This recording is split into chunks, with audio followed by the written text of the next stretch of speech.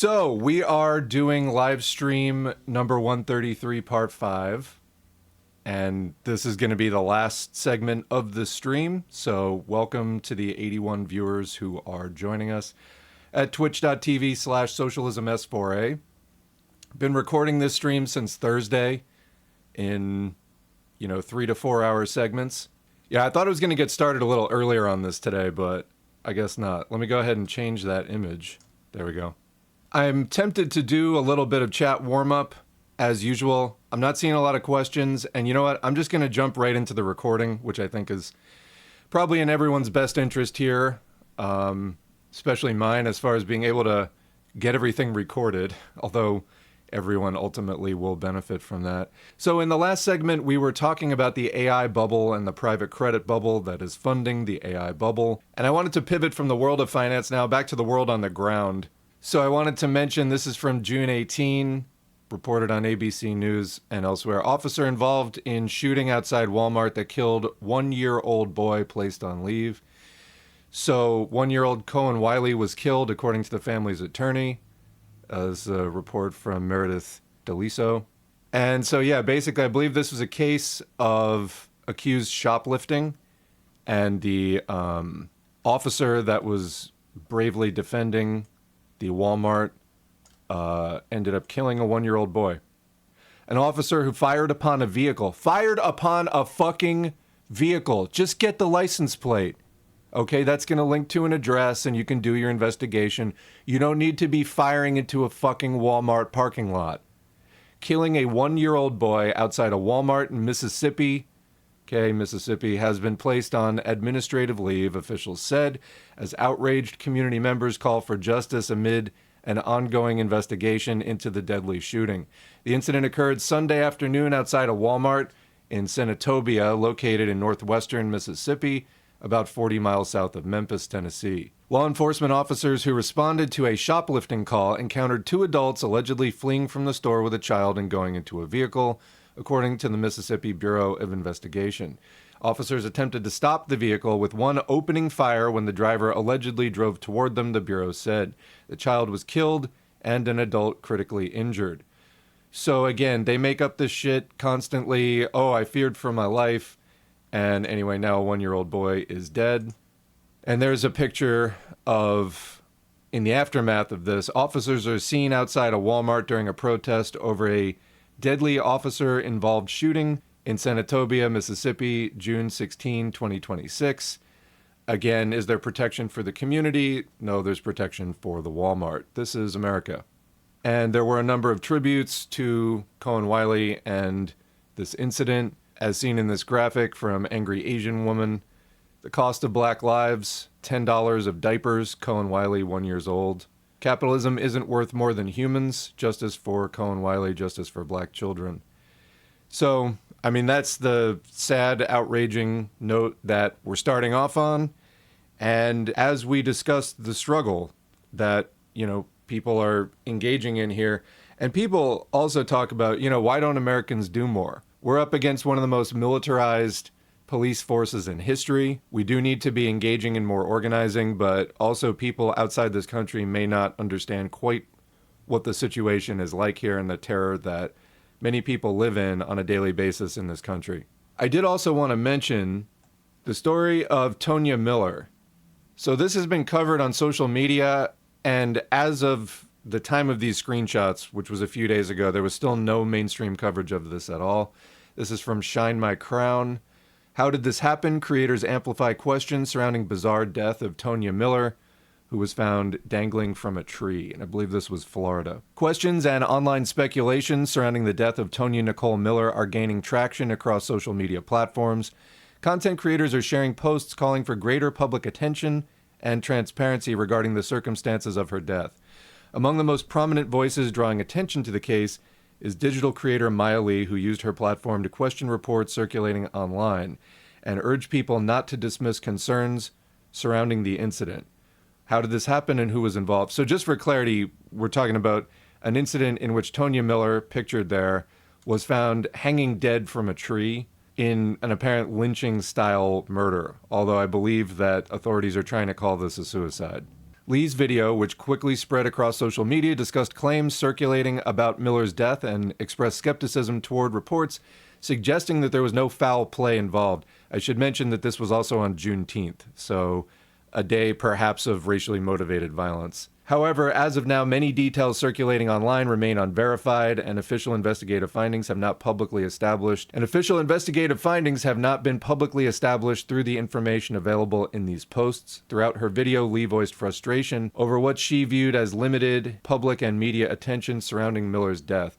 "We need justice for this Black queen," Lee said, arguing that more questions should be asked and encouraging anyone with information to come forward. Other creators echoed similar sentiments. In a social media post, Louise Bohannon wrote on Facebook that the situation, quote, "doesn't sit right," questioning why the story had not generated broader attention and arguing that, quote, "every family deserves answers, every life deserves dignity, and every death deserves the same level of attention and concern." Although Miller's death has yet to make major TV news headlines, the rapid spread of the discussion illustrates how social media increasingly shapes public awareness around developing incidents, particularly in cases where limited verified information has been released publicly. Posts surrounding Miller's death have fueled calls for accountability and attention, while also generating significant speculation online because people want to know, people are trying to come up with something, but you got limited information. You know, the internet's it's a powerful communications tool. Sometimes people are working with too little information and not, speculating based off of enough solid evidence. Anyway, at present, many of the details driving online discussion remain claims made by users and creators rather than confirmed investigative findings. There have not been any official comments on Miller and the alleged circumstances surrounding her death. For Lee, however, the central question remains less about online theories and more about ensuring that unanswered questions receive attention. As discussions continue across digital platforms, many online users say that they're hoping for additional information and verified updates that could provide greater clarity regarding the circumstances surrounding Miller's death. So, chat, let me know if there have been more updates on this. I haven't seen any. Harry Haywood has a writing on lynchings being a tool of white terroristic and chauvinistic violence to suppress Black people and inflict moral terror.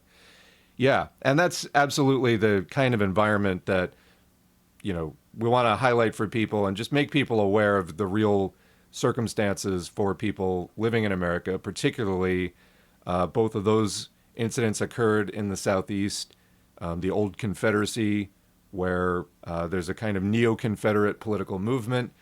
Never really died, but, is getting a resurgence of that kind of sentiment of people, wanting to go back to this kind of like ancient slave state kind of thing with extreme formalized inequality along racial lines. Has the Black Useless Caucus even made a statement about that? I don't know. Again, this has been just across social media, kind of other lone rando creators just talking about it. And people, I think, still looking for answers. On the subject as well of police terror and the fascist police state that is being built in the United States is well along the way at this point. So this is from last week, and we see DFW Support Committee on Blue Sky writing, Judge O'Connor stated from the bench that he's giving maximum sentences to the Prairieland defendants because, quote, the state wants to send a message to anyone who shares a similar ideology, that being anti-fascist. So many of you may have heard about the Prairieland defendants. This is a group of ICE protesters who received draconian sentences of anywhere from 30 to 100 years, many of them in the 70 to 100 range, the 30 being for people who had nothing even to do directly with the event. And so we have the North Korean defector meme. In America, if you use your free speech to protest the Gestapo, a judge will imprison you for 100 years as a lesson to anyone else who might not be a Nazi. Yeah, pretty accurate, actually. Let's get into the story. This is from prairielanddefendants.com, where you can support the Prairieland defendants. Appeals are still coming up in this case, so the initial sentences have been handed down, as we're going to read. 8 federal Prairieland defendants sentenced today to prison terms ranging from 30 to 100 years for common protest activity, June 23rd, 2026. So, again, this is what the capitalist state is doing now. They've been building this pretty explicitly since the War on Terror George W. Bush, Dick Cheney, post 9/11 years. It's really maturing now and reaching more of the shape that they originally wanted it to have when they planted that seed some 20, 25 years ago. So, the article reads, family members, faith and community leaders rally in support of defendants, vow to continue fight for freedom, justice for loved ones. This is out of Fort Worth, Texas. 8 Prairieland defendants were sentenced in federal court today, 3 months after their convictions on a variety of federal charges, including riot, material support for terrorists, attempted murder, possession and conspiracy to use explosives, and conspiracy to conceal documents, which consisted of actually moving a box of zines in an apartment. Family members and supporters who sat stunned as U.S. District Judges Mark Pittman and Reed O'Connor delivered sentences ranging from 30 to 100 years in prison called the punishment cruel, callous, and starkly disproportionate to the defendant's actions. In a rally and press conference held after the sentencing, supporters expressed defiance and vowed to continue fighting for the Prairieland defendants' freedom. The 8 Prairieland defendants sentenced today are Savannah Batten, Zachary Evitz, Autumn Hill, Megan Morris, Maricela Rueda, Danielle Rolando Sanchez Estrada, Benjamin Henel Song, and Elizabeth Soto. All defendants, with the exception of Sanchez Estrada, were convicted of rioting, providing material support to terrorists. And again, that's when they were doing the war on terror, and people said the war on terror is a war on you. It's a war on freedom. This is exactly it, is that common protest activity is now being labeled as terrorism. They were fantasizing about doing this back in the Bush years, but they had to build up to it. Again, with the help of the Democrats who've been funding this shit all along and have not been opposing it in any meaningful way, the militarization of the police departments and so on. Occasionally they do something very prominently as a kind of like PR stunt, in a contentious election. But overall, this has been rolled out across the United States consistently for 20, 25 years as part of the war on terror changes that they made back then. Conspiracy to use an explosive and use of an explosive device, which referred to consumer-grade fireworks, which were used on July 4th.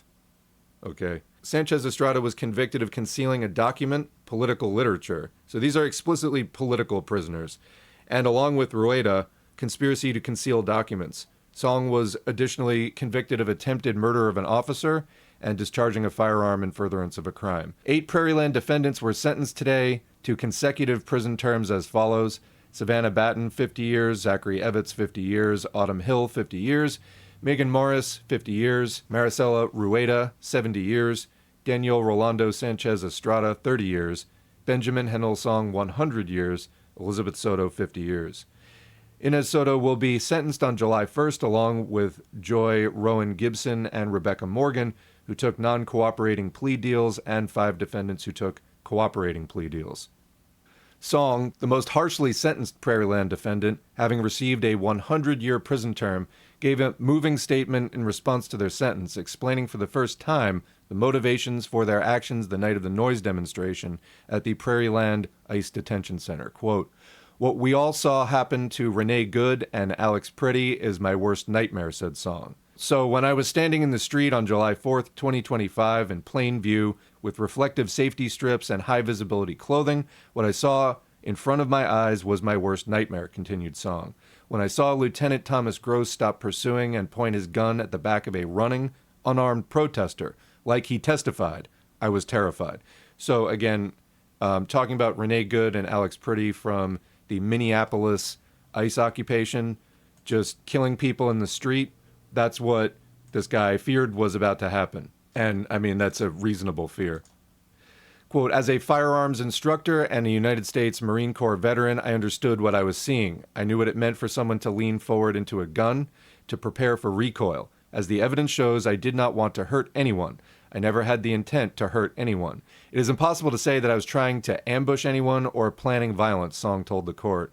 "I'm so grateful that we are not here mourning another death and tragedy, another Alex Pretty, another Renee Good." And then quoting Amber Lowry, "This case has relied on lies and misinformation from the start," said Amber Lowry, the sister of Savannah Batten, who was sentenced today to 50 years in prison. Quote, "While these absurd sentences are no surprise, based on the bias of the court, it is heartbreaking nonetheless. But we will keep fighting to overturn these unjust convictions and to free Savannah and all the Prairieland defendants. We will not rest until they are free. And quoting Anna Marie Thorne, chair of the Social Justice Committee at All People's Church, Unitarian Universalist in Fort Worth, as a congregation, we decided that this case was a fundamental test of our right to dissent against authoritarian regimes. These defendants are not militant monsters out to kill, she continued. They are everyday people who saw our country literally interning people in concentration camps and decided to show up at Prairieland Detention Center to let those incarcerated there know that they mattered, making noise and, basically communicating with the people inside.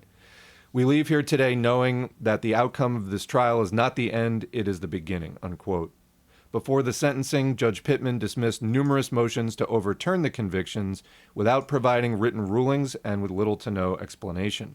All 9 trial defendants filed motions for a new trial, detailing how the government failed to provide the necessary evidence for a conviction and instead put on a trial that was, quote, saturated with evidence designed to evoke fear, political bias, and guilt by association, according to one of the motions. Another motion details potential juror misconduct. There's a link to that. I'll link to this article, of course. Prairieland defendants have vowed to fight their convictions and will be filing appeals in the following weeks. The Prairieland cases, involving 22 people charged with both state and federal charges, stem from a noise demonstration in solidarity with detainees at the Prairieland ICE Detention Center in Alvarado, Texas, on July 4, 2025. So really coming up in a few days on the anniversary. After the protest, an officer with the Alvarado Police Department became involved in an exchange of gunfire soon after arrival. The officer allegedly sustained minor injuries and was reportedly released from the hospital shortly afterwards, but authorities have never provided hospital records to justify these claims. Alvarado police arrested 10 people that night, and a dozen more were arrested over the following several months. And just about the claims of the injuries to the officers, yes, there have been many cases where they lie about things like that. So that's what's going on over, alleged shoplifting on the federal holiday designed to commemorate the end of slavery and people protesting the ICE concentration camps. This is what's going on. Meanwhile, coincidentally, this week, there was an organized crime story where alleged Lucchese crime family members pled guilty to racketeering charges connected to a New Jersey gambling ring. The sentences in this case were like 7 years. So we've got people getting 10 times what actual organized crime, like mafia members, are getting for protesting. So political crimes are clearly the priority in this country. And then speaking of Minnesota, there's Crime Think and Sigrid Ellis here on Blue Sky, writing today, and this was again last week, the U.S. Attorney's Office in Minneapolis, actually this might be 2 weeks ago, and Homeland Security Investigations announced Antifa charges. Again, it's like a crime to be anti-fascist now, against accused anti-ICE protesters. In short, after ICE murdered people in the streets, they want to pretend that those who stood up to ICE represent the real threat to the public. So warrants being served in Minnesota about that. Let's read a story. So this is from Newsweek. Trump's DHS announces raids on Antifa cells in Minnesota. This is June 16. So Antifa cells, what does this mean? It means people who were legally observing ICE and, planning various resistance activities. And this is by Dan Gooding, associate editor.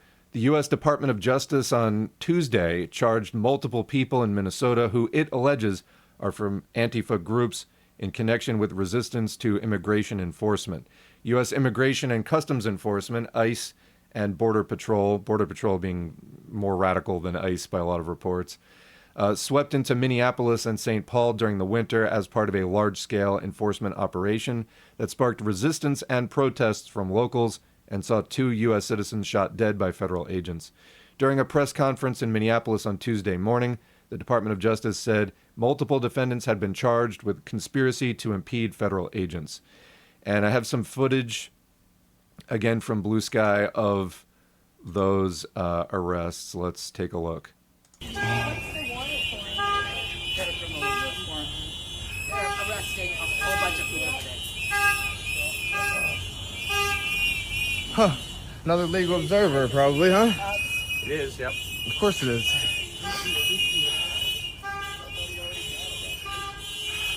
612-444-2654. Is your dog okay?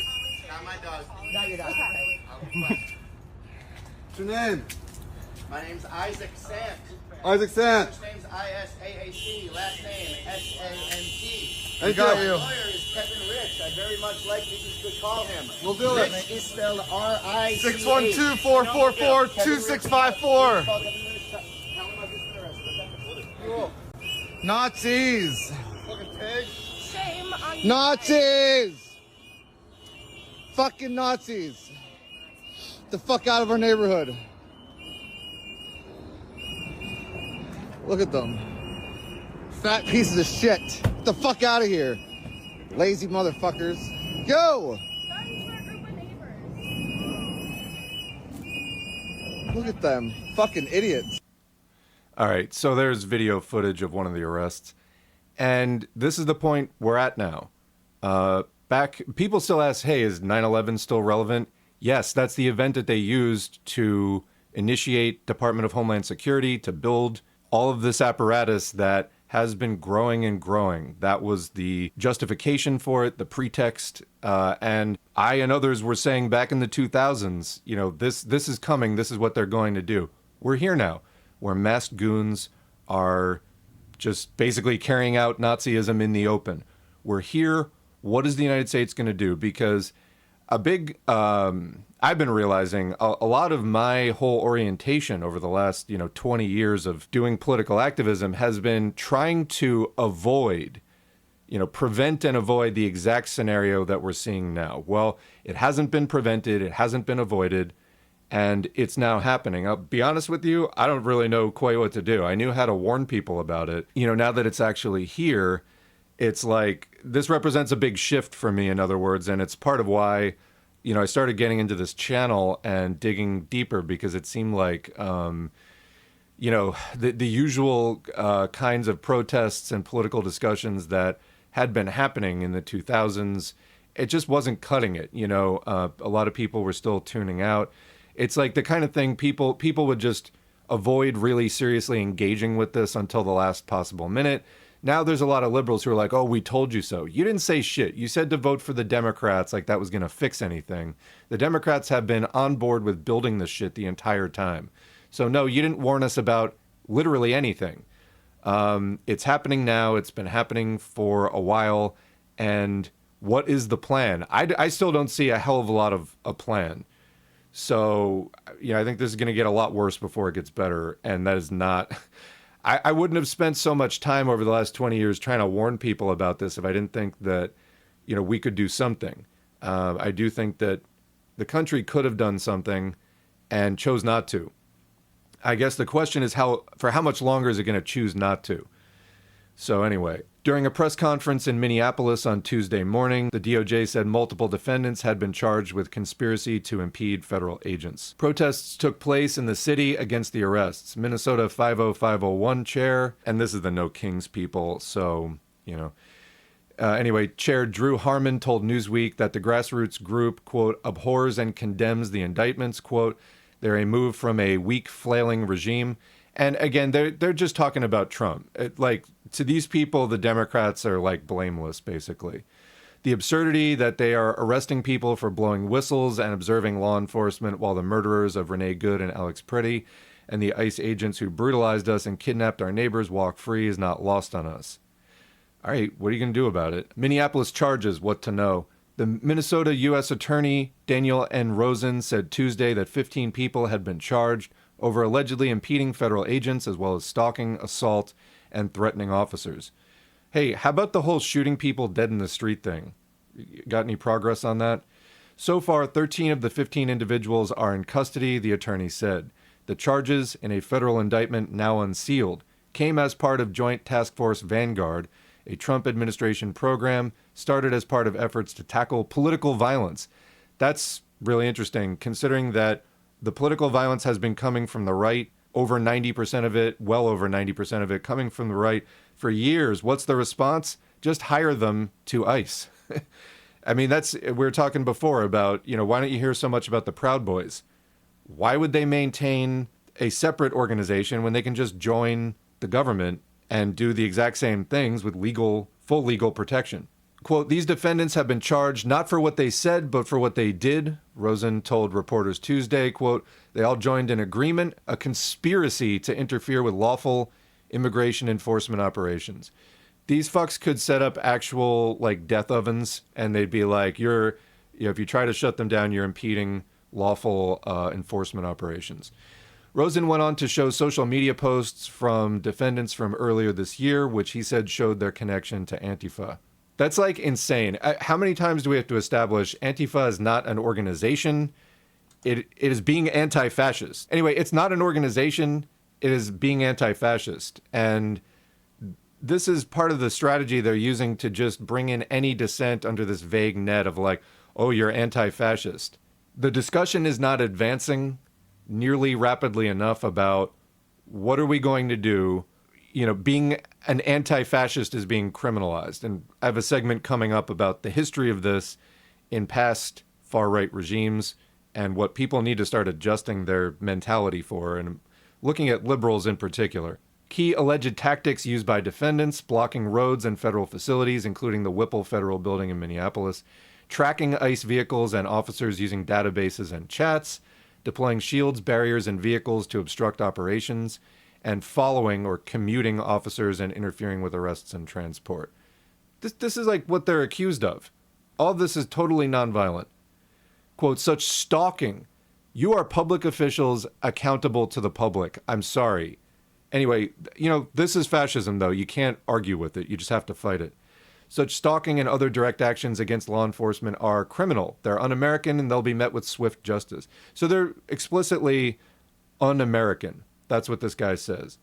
That's why we're here today. To those who choose to threaten or harm federal officers, we will hold you accountable. We will defend federal officers.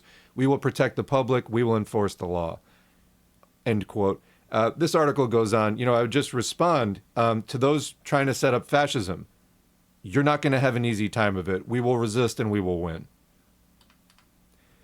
So, like I said, that article goes on if you want to read the rest of it. I did want to bring up, a lot of people talk about Palantir, which is a surveillance company. This is from the Canary out of the UK.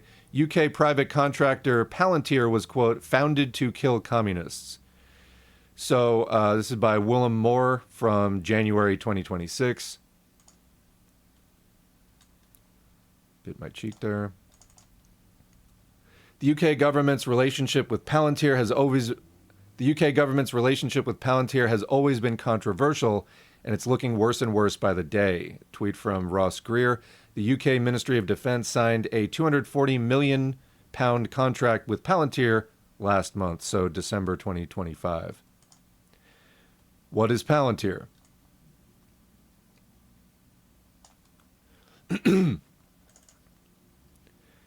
So Joe Lonsdale is an American venture capitalist. As you can see from his Wikipedia, he looks like the result of Captain America inbreeding with himself for several generations. Accurate.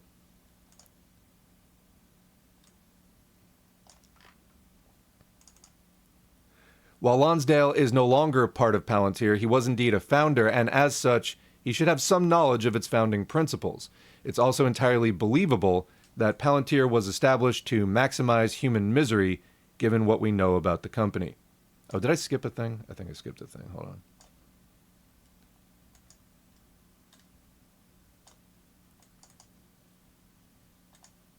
I feel like I skipped one. Nope.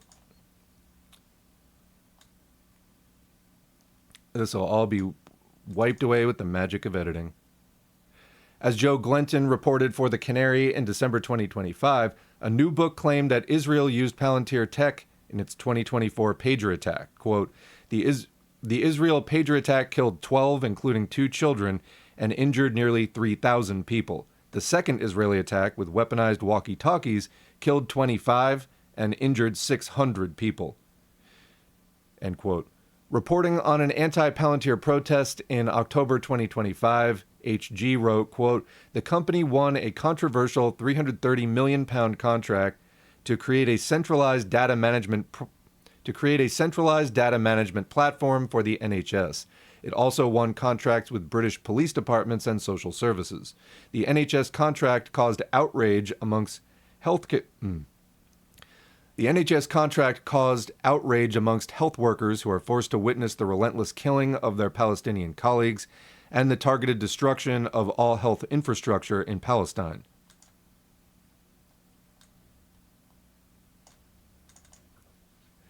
Additionally, quote, In-Q-Tel, which is the CIA's venture capital arm, helped to fund the creation of Palantir. The co-founder, Peter Thiel, has a long history of financial support for politicians who promote Christian nationalist and white supremacist politics. The firm also plays a central role in Trump's White House. This includes taking on a recent $10 billion contract with the U.S. Army and a $30 million contract to play a central role in ICE's brutal immigration crackdown, unquote. We also reported on how Peter Thiel, another bigwig, was an associate of Jeffrey Epstein. So that's good. I think maybe we didn't need the sarcasm there, but the military-industrial complex. It's important to remember that America doesn't have military contractors to support its wars. It has wars to support its military contractors. True. Famously, President Dwight D. Eisenhower described this phenomenon in 1961, calling it the military-industrial complex. Quote, A vital element in keeping the peace is our military establishment. Our arms must be mighty, ready for instant action, so that no potential aggressor may be tempted to risk his own destruction. American makers of plowshares could, with time and as required, make swords as well. But now we can no longer risk emergency improvisation of national defense. We have been compelled to create a permanent armaments industry of vast proportions. So he's saying, like, normally you would just have general manufacturing and then, convert it to weapons as needed. But no, we basically need them permanently at all times, or at least at the drop of a hat. So they're making this permanent arms industry. But then, hey, it needs business. You got to keep it. They don't want it to sit there empty. Continuing, this conjunction of an immense military establishment and a large arms industry is new in the American experience. So this form of it as a new feature of imperialism, this general highly consolidated capitalist state and industrial setup, was now growing the military-industrial complex as part of the Cold War. And this is, again, only about 60 years ago. So there's people alive who still haven't really adjusted to even this reality. Continuing, yet we must not fail to comprehend its grave implications. In the councils of government, we must guard against the acquisition of unwarranted influence, whether sought or unsought by the military-industrial complex. The potential for the disastrous rise of misplaced power exists and will persist. Yeah, I mean, of course, according to Eisenhower, no problem with capitalism per se, but, the evidence keeps springing up, mushrooming up all around you. Eisenhower's warning came to pass, and Palantir is the very embodiment of it. For more on the industrialized murder of communists, we'd advise familiarizing yourself with the rise of the German Nazi Party. So, again, you've got a surveillance company which is now tapped into many of the cameras that absolutely litter the U.S. landscape. Police and other law enforcement agents can, under various circumstances, tap into these and basically track people everywhere that they go. So let's get into this, because I want to talk about if people, again, I think need to adjust their headspace to the situation that we're in now. Let's talk about anti-fascism in history. So this is from a website, NS Tater in Italien, the German massacres in occupied Italy in the memory of the perpetrators. It is ns-taeter-italien.org. I'll put a link because that's a little hard to remember. But yeah, we want to take a look at some of the historical resistance to fascist rule and how the fascist regimes responded. So this is by Milan Spindler. Political opposition to fascism under Benito Mussolini, who ruled unchallenged from 1922 and from 1925 as head of a one-party dictatorship, was systematically suppressed and dismantled in the regime's early years. The regime relied on a combination of repressive laws, arrests, and political exile to eliminate all forms of organized resistance. Many opponents of the regime were imprisoned, forced into exile, or withdrew from political and public life. Although there were isolated acts of resistance, by the early 1930s, most leading opposition figures had been imprisoned, had gone abroad, or had been compelled to operate clandestinely. And then there's a sidebar there. For many anti-fascists, democratic France, with its capital Paris, was an obvious destination for political exile. This came to an end with the German and Italian occupation of France in 1940. As a result, organized resistance largely went underground. The Italian Communist Party, PCI, played a central role. Despite severe repression, it succeeded in establishing a clandestine or hidden underground network that would later become a core component of the resistance. The Italian Socialist Party, PSI, also remained active, though it was less well organized. Which, if you recall some of the other readings that we've done, is one of the reasons why, after World War I, there was not an Italian revolution, despite widespread general strike. PSI was just never really had it together. Another important force was the radical liberal movement, Justice and Freedom, which operated mainly from exile in France and was composed largely of intellectuals. At the same time, political life in 1930s Italy was shaped by broad popular support for the regime. Propaganda, social control, and the systematic persecution of dissenters created a climate in which active resistance was barely possible. Mussolini's political successes, such as the 1929 Lateran Pact, which secured the Vatican's recognition of the fascist state, consolidated his position, particularly among Catholic Italians. After the victory in the Abyssinian War in 1936, Mussolini was widely regarded as a leader who had led Italy out of the political and economic crisis of the post-war period. By the late 1930s, the remaining opposition forces were confronted with a society that was either loyal to or largely indifferent towards the regime. Only with Italy's military defeats in the Second World War did the situation begin to change, opening up some new scope for the revival of anti-fascist resistance. So, in other words, Mussolini was fairly strong. There was resistance. It wasn't able to do that much. A lot of the resistance was intellectuals operating from abroad. There were domestic activities as well. However, there just wasn't as much of a free hand for the resistance to act openly. Until what? Until Italy started suffering defeats and the rats started to flee the sinking ship. Seems to me like that could definitely be what happens with the U.S. Like, that's another reason why I think that the economic crash cannot come soon enough for people to start going, this fucking sucks again, and become more critical rather than more, entranced or supportive. Anyway, from entry into war to crisis, Italy between alliance loyalty and internal collapse, 1940 to 1943. In June 1940, Italy entered the Second World War on the side of the German Reich. However, it soon became clear that the country was neither militarily nor economically prepared for a conflict of this scale. The armed forces quickly encountered difficulties and became increasingly reliant on German support to avoid major defeats.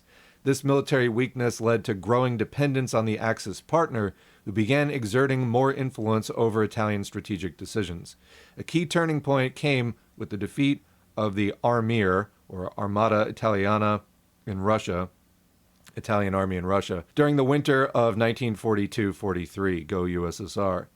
The costly retreat from the Eastern Front resulted in thousands of deaths and tens of thousands of soldiers being taken prisoner. The survivors returned home exhausted and deeply traumatized, only to be kept isolated in an effort to conceal the full scale of the catastrophe from the Italian public.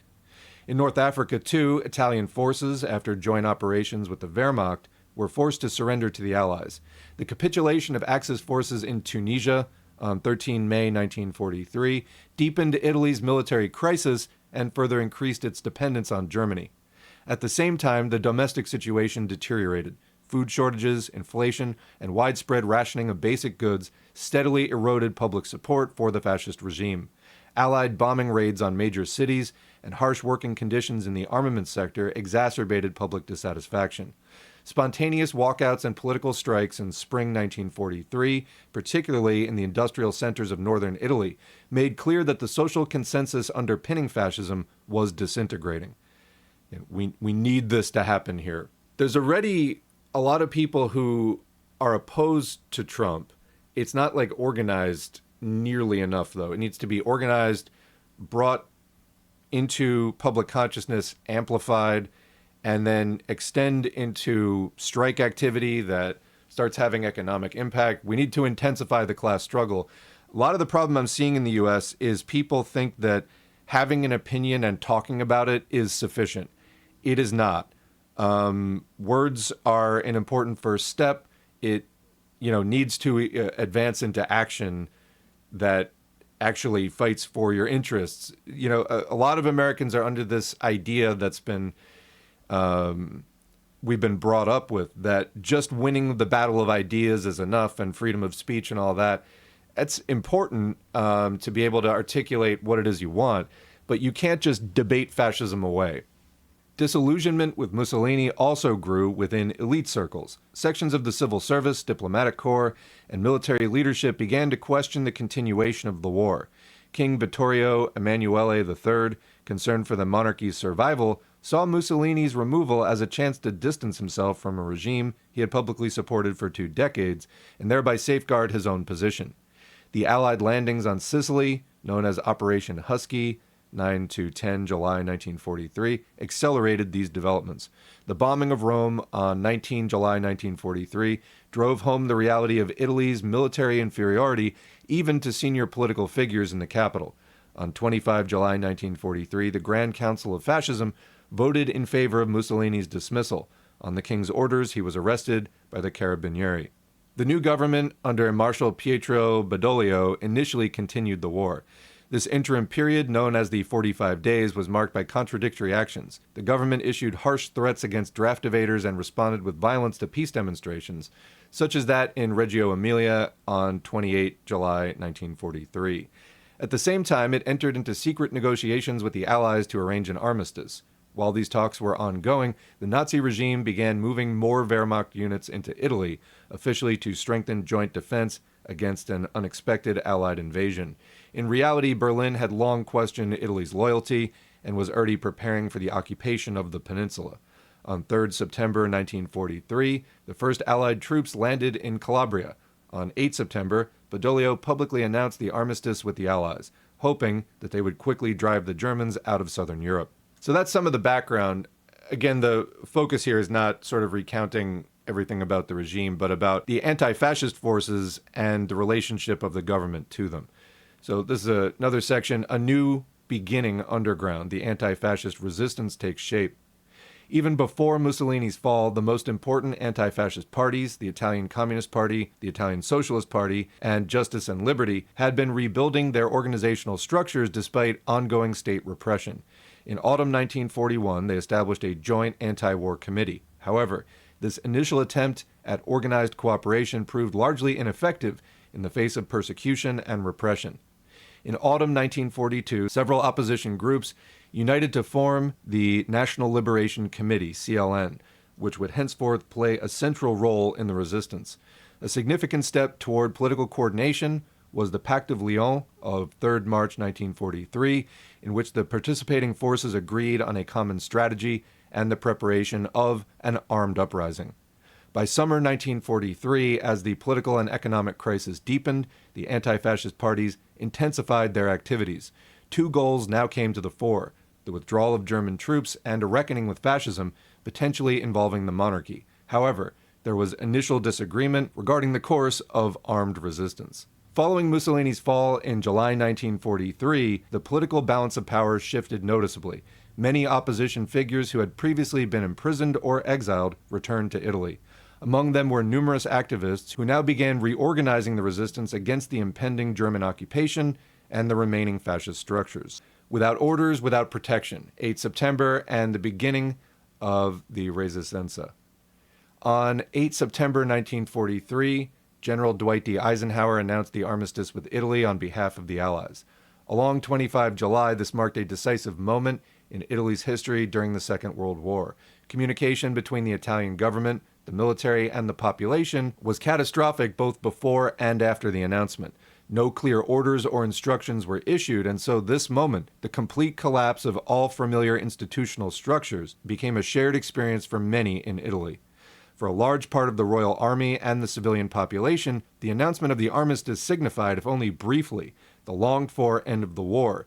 Yet this expectation was quickly overtaken by reality as the German Wehrmacht immediately began occupying northern and central Italy. The government's disorganized flight to southern Italy, along with the king, undermined the authority of both the monarchy and the state as a whole. In contrast stood the Wehrmacht, which acted according to its plan known as Operation Axis.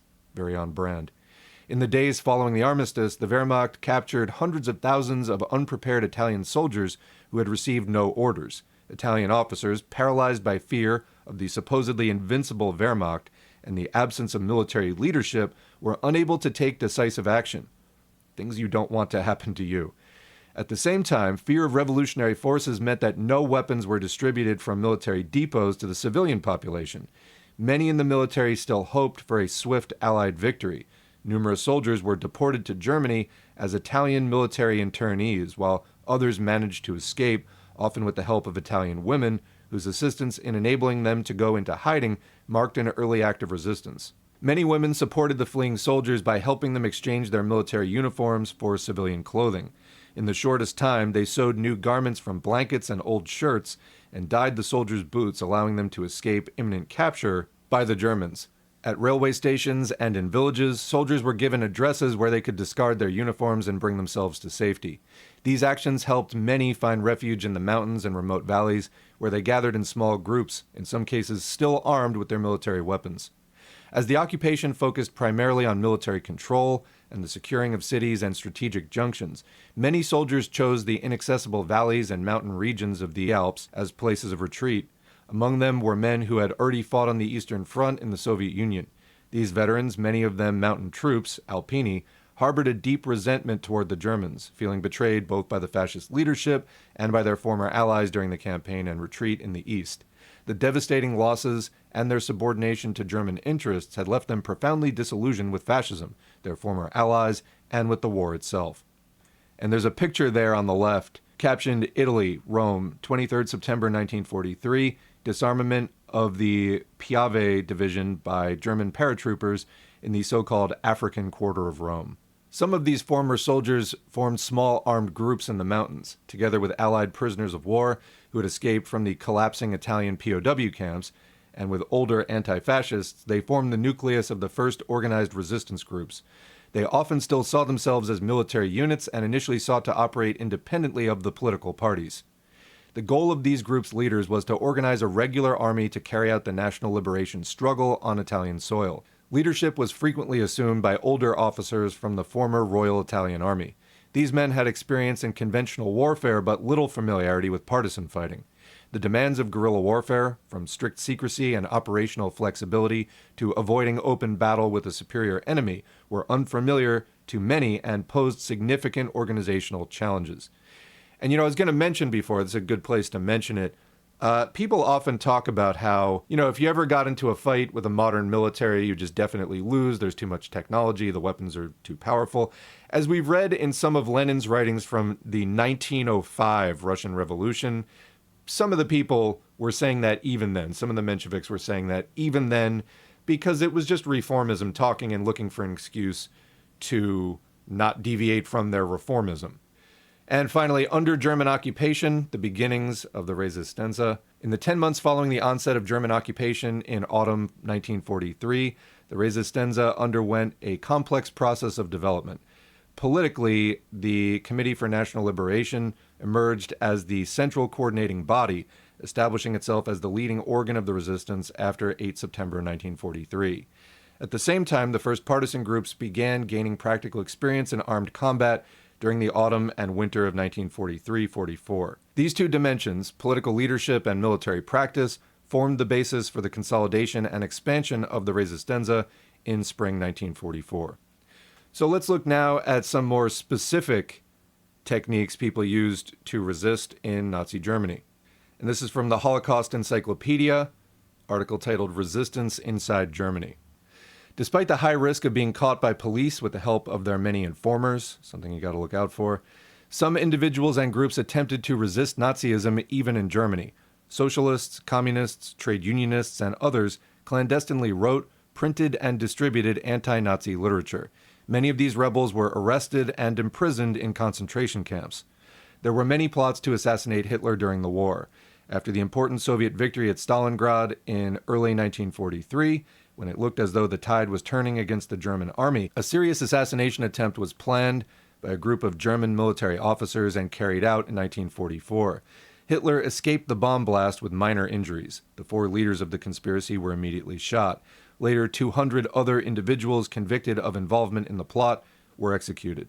Of the Germans who opposed Hitler's dictatorship, very few groups openly protested the Nazi genocide against Jews. The White Rose movement was founded in June 1942 by Hans Scholl, a 24-year-old medical student at the University of Munich, his 22-year-old sister Sophie, and 24-year-old Christoph Probst. Although the exact origin of the name White Rose is unknown, it clearly stands for purity and innocence in the face of evil. Hans, Sophie, and Christoph were outraged that educated Germans went along with Nazi policies. They distributed anti-Nazi leaflets and painted slogans like freedom and down with Hitler on walls of the university. In February 1943, Hans and Sophie Scholl were caught distributing leaflets and arrested. Together with their friend Christoph, they were executed 4 days later. Hans's last words were, "Long live freedom." Okay, so I mean, maybe not the most productive form of resistance, but I guess these were people who just, could not stay silent any longer. Let's go into some more specific examples of resistance. All right, so this is from the holocaustexplained.org, and they have a section here, resistance, responses, and collaboration. And then so there's a lot of different sections here under resistance.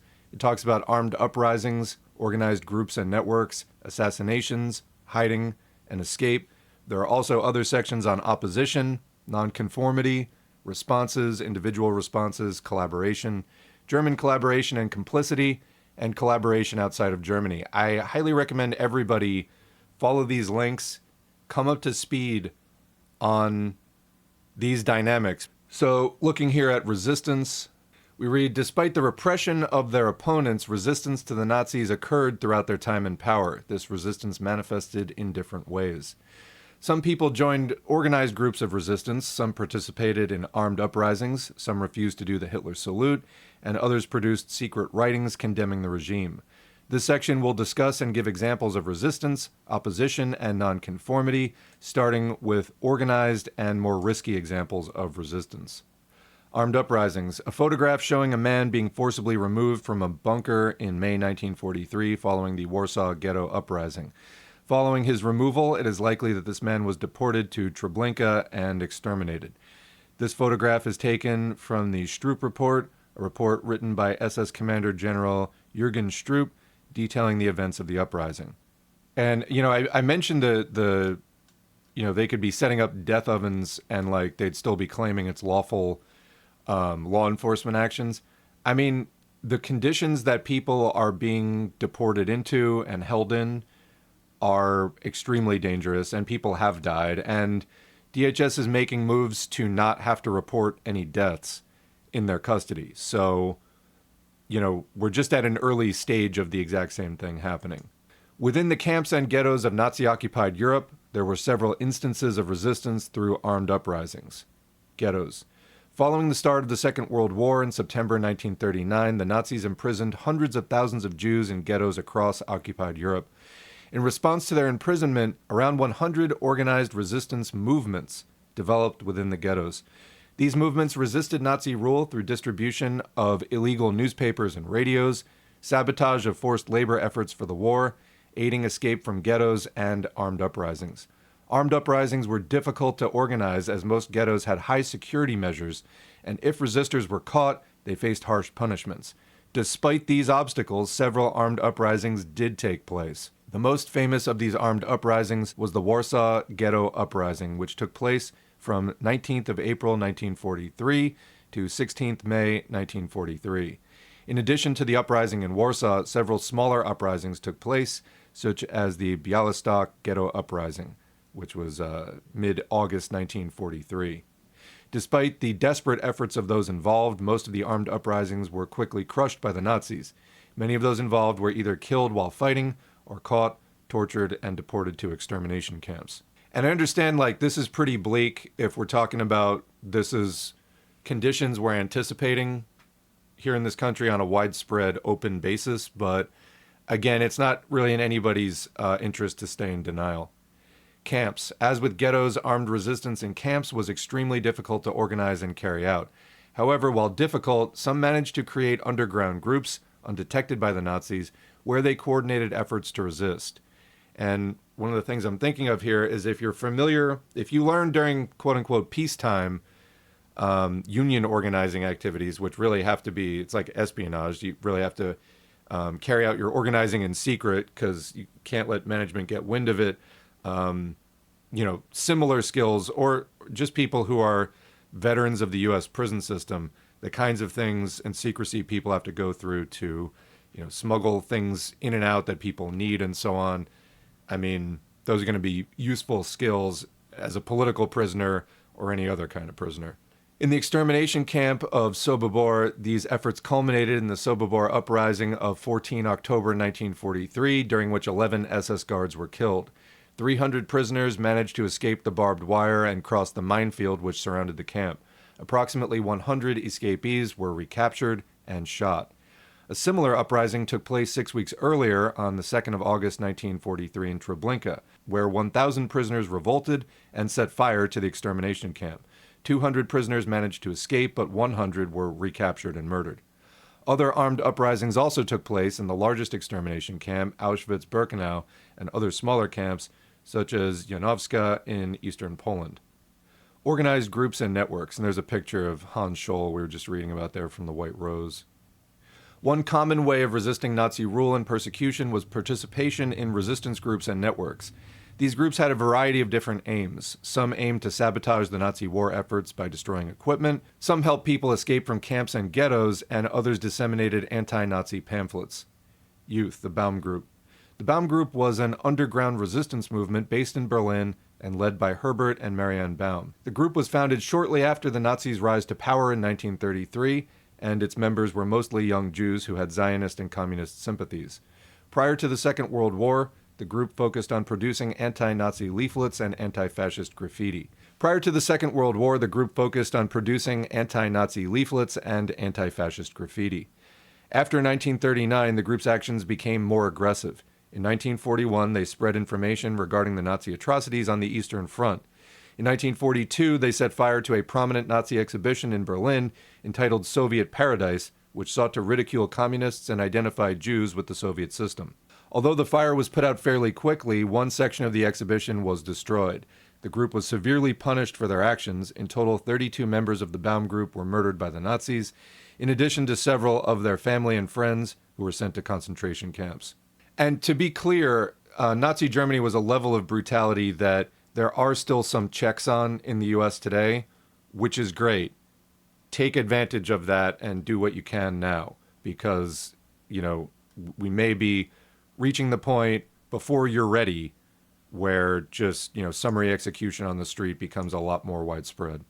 Partisans, Bielski brothers. The Bielski brothers were a group of partisans who survived the Holocaust by hiding in the forests of Byelorussia. After their parents and 2 of their siblings were murdered by the Nazis in the Novogrodek ghetto, Tuvia, Asel, and Zus Bielski escaped, fled to the nearby forests. Initially, their aim was to simply survive and rescue their own family. However, the group soon grew and helped others to escape. By 1942, the group had grown to over 700 people. As the Germans increased raids to crack down on the partisans in late 1943, the group moved to the Nalibaki forest west of Minsk, which was less accessible and therefore better protected. The group refused to turn people away, and the community grew to include a synagogue, bakery, school, and a basic hospital. As well as ensuring the survival of the group itself, several members also carried out sabotage missions, helped escape attempts, and attacked German and Belarusian officials suspected of anti-Semitic persecution. In mid-1944, the area was liberated by the Soviet Army.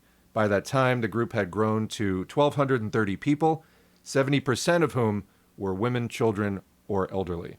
So this one actually goes on for quite a while, and I'm not going to be able to read the whole thing. I do want to get on to other stuff in the time that we have. There's a mention here of the White Rose group. We covered that. I'll just skip ahead. More on the assassinations. You can read about that. Section on hiding and helping people to hide. Again, with all of the digital tracking that goes on today, this will be more difficult, but people who are not just wedded to like their consumerist peacetime habits and get more militant about digital privacy and not carrying devices and things like that. It's hard because almost everything that you do is like going through a device. But, people who become engaged in this struggle are going to have to become a lot more serious about digital privacy because there will be times that you have to hide or not be tracked. And it's a lot harder if you're leaving like digital breadcrumbs behind you. There's also a section on escape, getting outside of the reach of the Nazis, getting to some other jurisdiction. Also a section on opposition. Also a section on sabotage. So it's a large website. There's really a lot you can get into. But again, we are a little bit limited on time today, so I'm going to keep it moving. And I want to point out an article. People have asked sometimes, if fascism is capitalism's answer to proletarian revolution or like imminent socialist revolution, why are they leaning so hard into the fascism and building up fascism or fascisation now if the revolution isn't imminent? And the thing is that revolution is sort of the most obvious, plain challenge to the hegemony of the capitalist system. But really, they do this in response to even milder or less direct, overt, and capable challenges to their hegemony. Fascism can be a response. And there's an article here about that from historicalmaterialism.org. This is from about 5.5 years ago, January 2011. This was right after the January 6 events in the Capitol. The title is Fascism, Fascisation, and Antifascism. This is a super long article. I definitely can't read here. Maybe I will read it offline if I get a chance. I do have a lot of other stuff I want to cover. But I wanted to introduce this and link to it because Ugo Paletta has written something really good here. I'll read at least the beginning part, and then I'll go back to the chat, and then we'll go to some U.S. politics stuff. All over the world, from the United States to Brazil and India, Italy and Hungary, the question of fascism has returned to the forefront. Not just because of the advance or electoral victories of far-right organizations, but also because of undeniable authoritarian thrusts and accelerating policies of destruction of workers' rights, coupled with the rise of identitarian nationalisms and processes of radicalization and legitimization of racism. In recent years, this dynamic has been particularly visible in France, as witnessed the hardening of police and judicial repression against migrants, immigrant neighborhoods, and social mobilizations, the systematic nature and impunity of police violence, and the inability of the state to even acknowledge its existence, or again, the media and political mainstreaming of Islamophobia, even at the highest political level, as seen in the current pseudo-debate on, quote, separatism. Ugo Paletta, author of La Possibilité du Fascisme, you can probably figure out what that means, from 2018, offers elements for reflection on fascism, past and present, on processes of fascisation, and on the anti-fascism that is needed, in the hope that this may contribute to a wider understanding of present and future battles. So let's take at least an initial look at this article. And maybe we can come back to this in a future stream. But I was hoping for a table of contents. Let's at least read the first few sections. 1. On fascism. Fascism can be classically defined as an ideology, a movement, and a regime.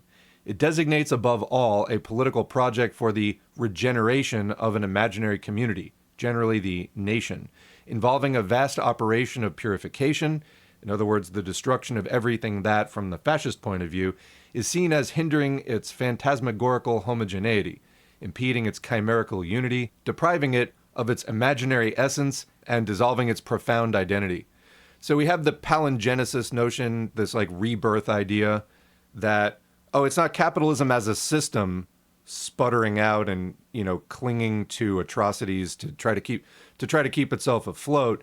It's like the other, the outsider, whatever, and we need to cleanse ourselves of this, impurity, this outside influence, whether it's Judeo-Masonic Bolshevism or whatever, and then the nation will be pure and will have this rebirth and a long period of strength and the 1,000-year Reich or whatever.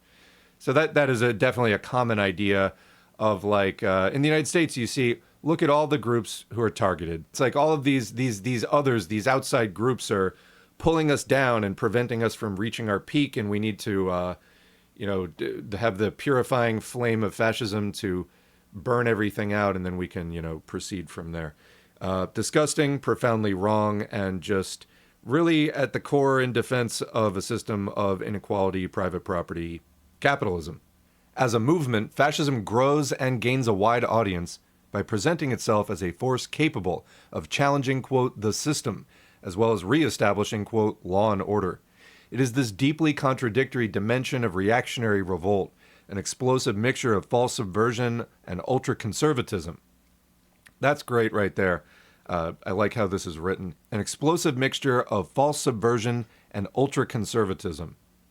So you get radical aesthetics, reactionary content, which allows it to seduce social strata whose aspirations and interests are fundamentally antagonistic. Right. It tricks people into supporting things that they're not actually in their interest. When fascism succeeds in conquering power and becoming a regime, or more precisely a state of exception, it always tends to perpetuate the social order, despite its anti-systemic and even, quote, revolutionary pretensions, or illusions it's projecting. And again, pretensions, because sometimes it really comes off as genuinely believing this, but it's, again, they're drinking their own Kool-Aid. It's radical aesthetics, radical on the outside, maybe in some of its presentation, but reactionary content that isn't going to do anything but entrench the current order, which is the whole point of the project, is to preserve the existing order.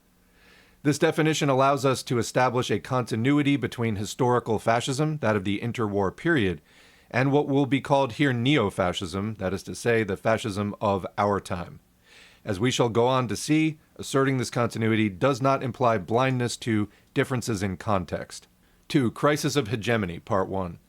If its rise requires the background of a structural crisis of capitalism, economic instability, popular frustrations, deepening social antagonisms of class, race, and gender, and identity panic, we can see this surfacing a lot in like the 70s and 80s, the whole like Nixon into Reagan moral majority thing forming, libertarianism brewing in the background. Absolutely, we are decades into the rot at this point. Fascism is only on the agenda when the political crisis reaches such a level of intensity that it becomes insurmountable within the framework of established forms of political domination. Fascism is only on the agenda when the political crisis reaches such a level of intensity that it becomes insurmountable within the framework of established forms of political domination. In other words, when it is no longer possible for the ruling class to guarantee the stability of the social and political order by the ordinary means associated with liberal democracy and a simple renewal of its political personnel. I think it's important to call out here and highlight how far things have gone at this point. As far as like democratic norms, public institutions that existed in the mid-20th century compared to now, it is really, really degraded. I disagree with Chris Hedges on many things. One thing I think that he is right to highlight is the decline of, public space, public institutions, and things like that, down to where we are now. And I think that trajectory is exactly what they're talking about here in this article. That there has been this continual moving of the goalposts as far as the political norms, that in order for the capitalists to hold on in the face of the upheavals of the 60s and 70s, actually, now that I'm thinking, it's been one unbroken struggle since that time. So, I mean, there's examples you could point to from every decade. But there's been a continual moving of the goalposts throughout the Cold War and after. The Cold War was against an actual enemy that was promising world communism. After that was defeated, they had to make up a threat, global terrorism, in order to just keep, again, moving the goalposts of democratic norms in order to hold on to hegemony as the inequality worsened and as technology allowed them to bring in more tyrannical forms and more anti-democratic forms of everyday existence.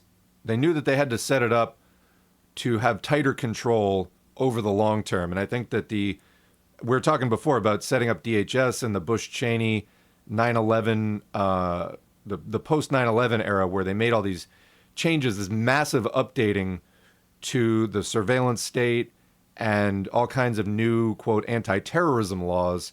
Why? It's all because of this, because they knew as the decades went on, it was going to be harder and harder for capitalism to maintain legitimacy, and that it would have to rely increasingly on force. Now, 2008 was a big setback for them. They're doubling down harder. The next time there is a big crash, which we've been talking about in the earlier parts of the stream, is brewing now.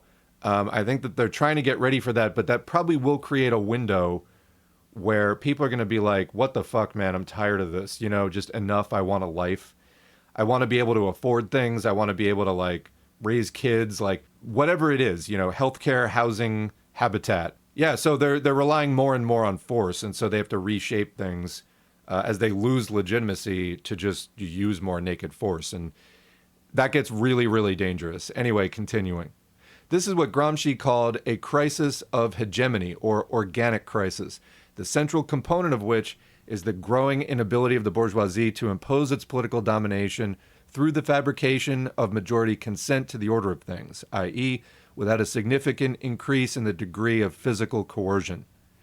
Think of the internet. Think of like what happened with the Palestine genocide going out over social media. You know how much credibility they lost? You know how much credibility the corporate media lost by just failing to cover that or spinning it when people could just film it and get it out and share it and see with their own eyes what was happening?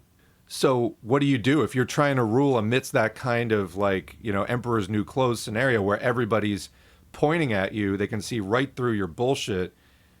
They have to rely increasingly on force because they're not just going to be like shamed into retreat, you know?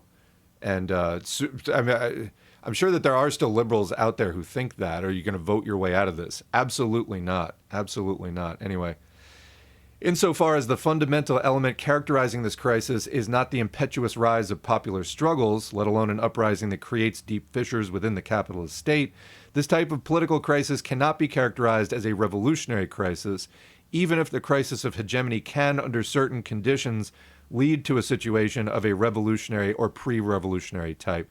So in other words, the author is trying to separate out the crisis of hegemony from a revolutionary crisis per se, because the revolutionary crisis has additional criteria which make it a revolutionary crisis. However, there can be a crisis of hegemony without anything necessarily to replace it. You know, that a majority of people, or like a sufficient amount of people in society, do expect the current government to keep going, but not like it is. But the government has no plans to keep going or to change its behavior. Continuing, this inability on the part of the bourgeoisie proceeds in particular from a weakening of the links between representatives and represented. That certainly applies. Or more precisely, of the mediations between political power and citizens. In the case of neo-fascism, this weakening results in the decline of traditional mass organizations, like political parties, trade unions, voluntary associations, without which, quote, civil society is little more than an electoral slogan. Think of the famous figures from civil society. Encourages the atomization of individuals and thus condemns them to impotence, making them available for new political affects, new forms of enlistment, and new modes of action. Yet this weakening, which makes the formation of mass militias largely superfluous for neo-fascists, is precisely the product of bourgeois policies and the social crisis that they unfailingly engender. Well said. So, in other words, capitalism itself produces this disintegration.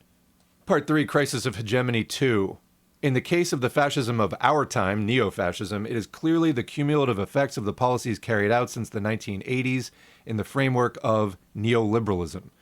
The response of the Western bourgeoisies to the revolutionary upsurge of 1968 and after, it's pretty much what I was saying before, which led everywhere at uneven rates depending on the country to more or less acute forms of political crisis, increasing rates of abstention, gradual erosion or sudden collapse of ruling parties, etc., creating the conditions for a fascist dynamic. By launching an offensive against the organized workers' movement and methodically breaking all the foundations of the post-war social compromise, which depended on a certain relationship between classes, a relatively weakened bourgeoisie, and an organized and mobilized working class, comment which, as they say, led to the sort of period of class peace temporarily. the ruling class became progressively incapable of building a composite and hegemonic social bloc. And again, I would really throw in the communication information technology, which is more decentralized and allows people to spread counter narratives that, boy, they're really struggling with. And I would say is a major part of the rise of Trump. They put out their version of like the disinformation and all like that to help fuel Trump. So they're very consciously engaging in information warfare. And now the AI stuff and like the Musk takeover of Twitter is definitely trying to bury real people's horizontal news. The counter narratives, they're trying to turn all of the social media into like Nazi outposts so that people can't do the kind of, confidence collapsing real news reporting or discussions of ideology that are happening, and that they're honestly kind of panicked about.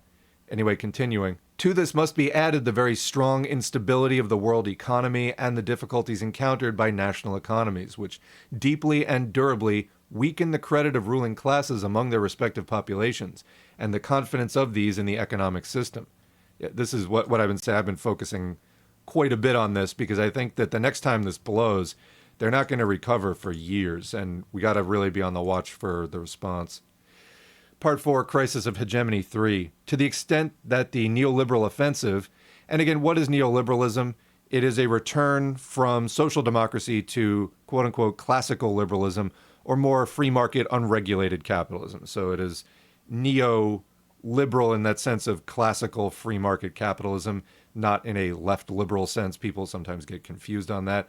There are some differences between the original phase of like robber baron, classical liberalism prior to the rise of the social democratic era, but the general principles remain the same. It's privatize all the public stuff that you can, defund whatever you can't fully privatize, and then deregulate the private sector as much as possible. And that's, to me, kind of been the slogan of the neoliberal era. To the extent that the neoliberal offensive has made it more difficult to mobilize in the workplace, particularly in the form of strike action, weakening trade unions, and increasing precariousness. And this is especially true now with the gig economy, but it was true even before the gig economy, because it was less the case that, 1,000 workers were working in the same plant day after day and all living in the same town and that kind of thing. People are more atomized and socially fragmented. So it is harder to form the bonds that would underpin a classic, 1920s, 30s labor union. Anyway, this disaffection increasingly tends to be expressed elsewhere and in different forms. One, a growing electoral abstention everywhere, though sometimes less so when a particular election happens to be more polarized, reaching levels often never seen before. Like, people just stop participating. So, it doesn't matter who fucking wins, And people are increasingly seeing the two dominant parties as illegitimate, as collaborating with each other. As, yes, one plays bad cop, one plays good cop, but people are realizing they're both cops. They're both out to bust you. And people are just not bothering to show up there, feeling like they're not going to get invested in something that is just all one system with two different faces. So that's what's happening there. And all the vote blue no matter who people, the blue MAGA zombie cult really needs to get that through their heads. You want to actually be an ally to people, stop with this broken record, vote, the shrieking of vote harder, vote harder. Look, your own candidate wasn't even trying to win against Trump. The Democratic Party didn't have a primary, left Joe Biden in there until he was obviously incapable of the job, then put up a candidate, Kamala Harris, who the last time she was in a primary got 0 delegates, nobody chose her, and as vice president, she was not very visible. So she was a really, really poor candidate who you're choosing, and again, not democratically, not having a primary, who you're choosing to put up against what you're calling Hitler 2 and an existential threat to democracy. Well, it seems to me like you're complicit then. But see, they don't want to hear that. I mean, some of them, I guess, maybe soften over time and accept this, but it's crazy to me how many people are just refusing to see that. No, you just have to vote. You just have to vote. And it's vote for what? The candidate is not trying to win? The candidate who, if every third-party vote in every state had shifted over, both left and right-wing, non-Democratic, non-Republican Party candidates had all gone for Kamala Harris, she still would have lost. That's how fucking unpopular she was, and how much the Democratic Party failed to connect with people. So this is exactly what they're talking about. 2, the decline, either gradual or sharp, of many of the dominant institutional parties, or the emergence of new movements and figures within them, such as the Tea Party and Trump in the case of the Republican Party in the United States. The emergence of new political movements, or the rise of formerly marginal forces. And the emergence of social movements developing outside traditional frameworks, i.e., essentially outside the organized labor movement, which does not mean without any link to the political left and trade unions.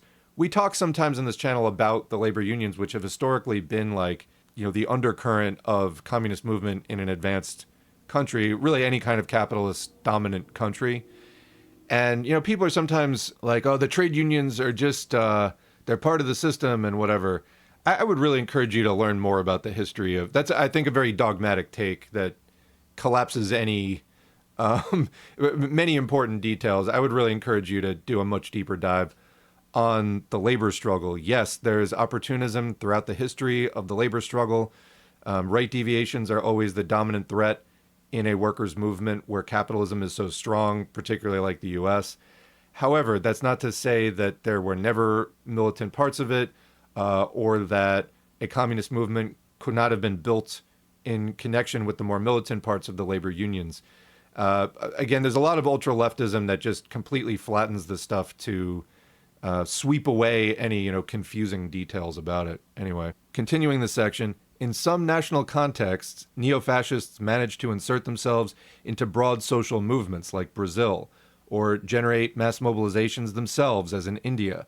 Their ideas may also permeate certain fringes of these movements. However, this is generally not enough for neo-fascist organizations to become militant mass movements, at least at this stage, and extra-parliamentary struggles tend more towards ideas of social and political emancipation, anti-capitalism, anti-racism, feminism, etc., than towards neo-fascism.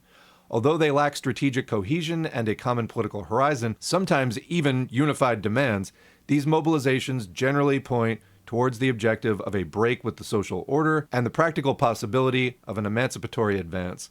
In every case, the political order is profoundly destabilized, yet it is clearly in this type of situation that fascist movements can appear to different social groups and for different contradictory reasons as both a basically electoral response, at this stage at least, to the decline of the hegemonic capacity of the dominant classes and an alternative to the traditional political game. Now, think here of all the kind of quote-unquote apolitical, more or less right-wing, second-hand right-wingers milling about in the American political milieu, who saw MAGA as like, this is an alternative movement. They're challenging the status quo, etc. Because they're pretty confused. They're not very class conscious, but it can appear in the early stages as this kind of like, oh, they're here to shake up the system. Maybe we'll get something we want. Yeah, or maybe that's how fascist movements often start. All right, and then the next section is Crisis of the Alternative. Talking about, what is the left able to offer here and why does the right take the lead? I'm going to have to leave it here for time reasons, but I would highly encourage you to read this article. I thought it was very good, and I might even finish it offline at some point in the near term. So next I have a section more about politics and particularly the Mamdani situation in DSA and also something from the PSL. But I want to just hit up the chat for a minute. Let's also thank the patrons and Buy Me a Coffee supporters. I'll be putting in the graphics at the end of all the parts, but I just want to put that up on the screen because you would not be listening to this right now if not for this support. It is really crucial in my having been able to devote so much time to this channel, not just now, but over the years, and to keep, a continuous, whoops, that's the wrong one. There's the right screen. I forget what I was even saying because I had to manage the screen there for a second. But like I said, just keeping a continuous for almost 6.5 years now, flow of information, course of study. Again, if you enjoy the channel, have learned something from it, want to see more from it, and to help others learn from it, thank me, but also thank a patron or Buy Me a Coffee supporter. They really are crucial to this thing going. It's oftentimes easy to take the existence of something you like for granted, and then, you know, if it ever anyway, don't do that. I'm not here to go into, but don't take things you like for granted. Do support them. It just makes it easier for them to stay around in their best possible form.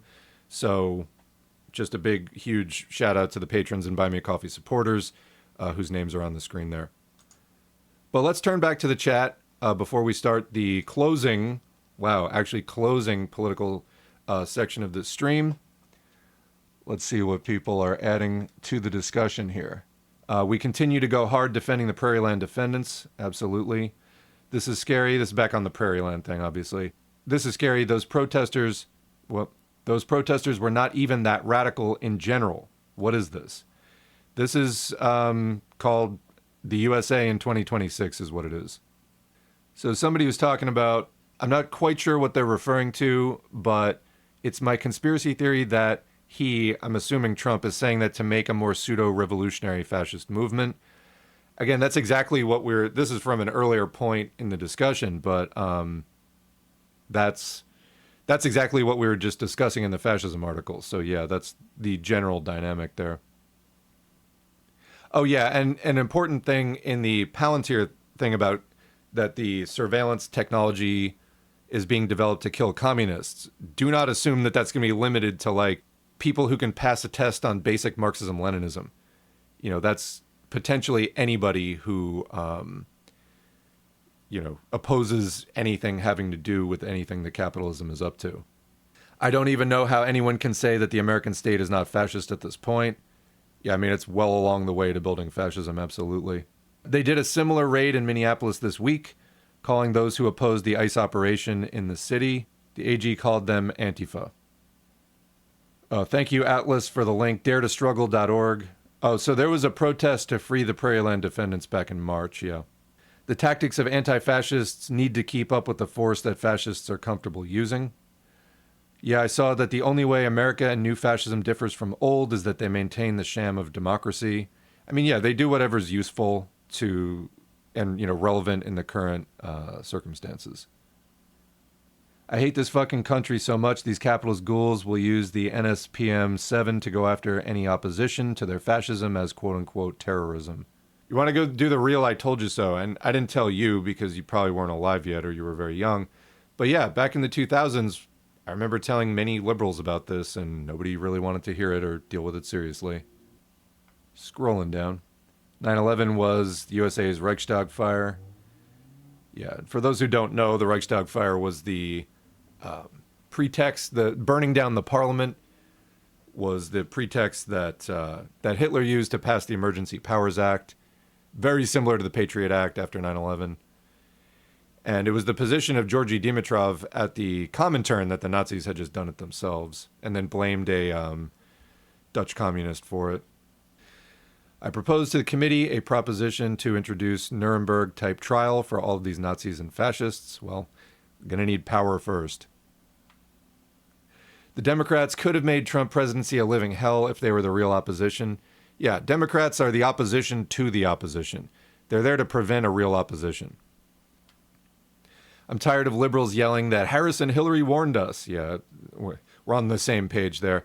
And that we must vote blue no matter who when Obama, Biden, etc. did the same fucking thing under the veil of legality. Fascism is okay to them as long as it's, legal, whatever that means. Also reference here to the Jakarta method. Read that book. There's a flock camera literally on the corner of my apartment building. So people who don't know, look up FLOCK camera. Flock cameras are being installed in communities across the entire country, not just in cities and smaller towns or larger towns as well. Towns of all sizes are getting flock cameras, and this is a nationwide, very advanced surveillance system. My city council voted to end the contract with Flock, but the cameras are still up and it's unclear if or when they will be removed.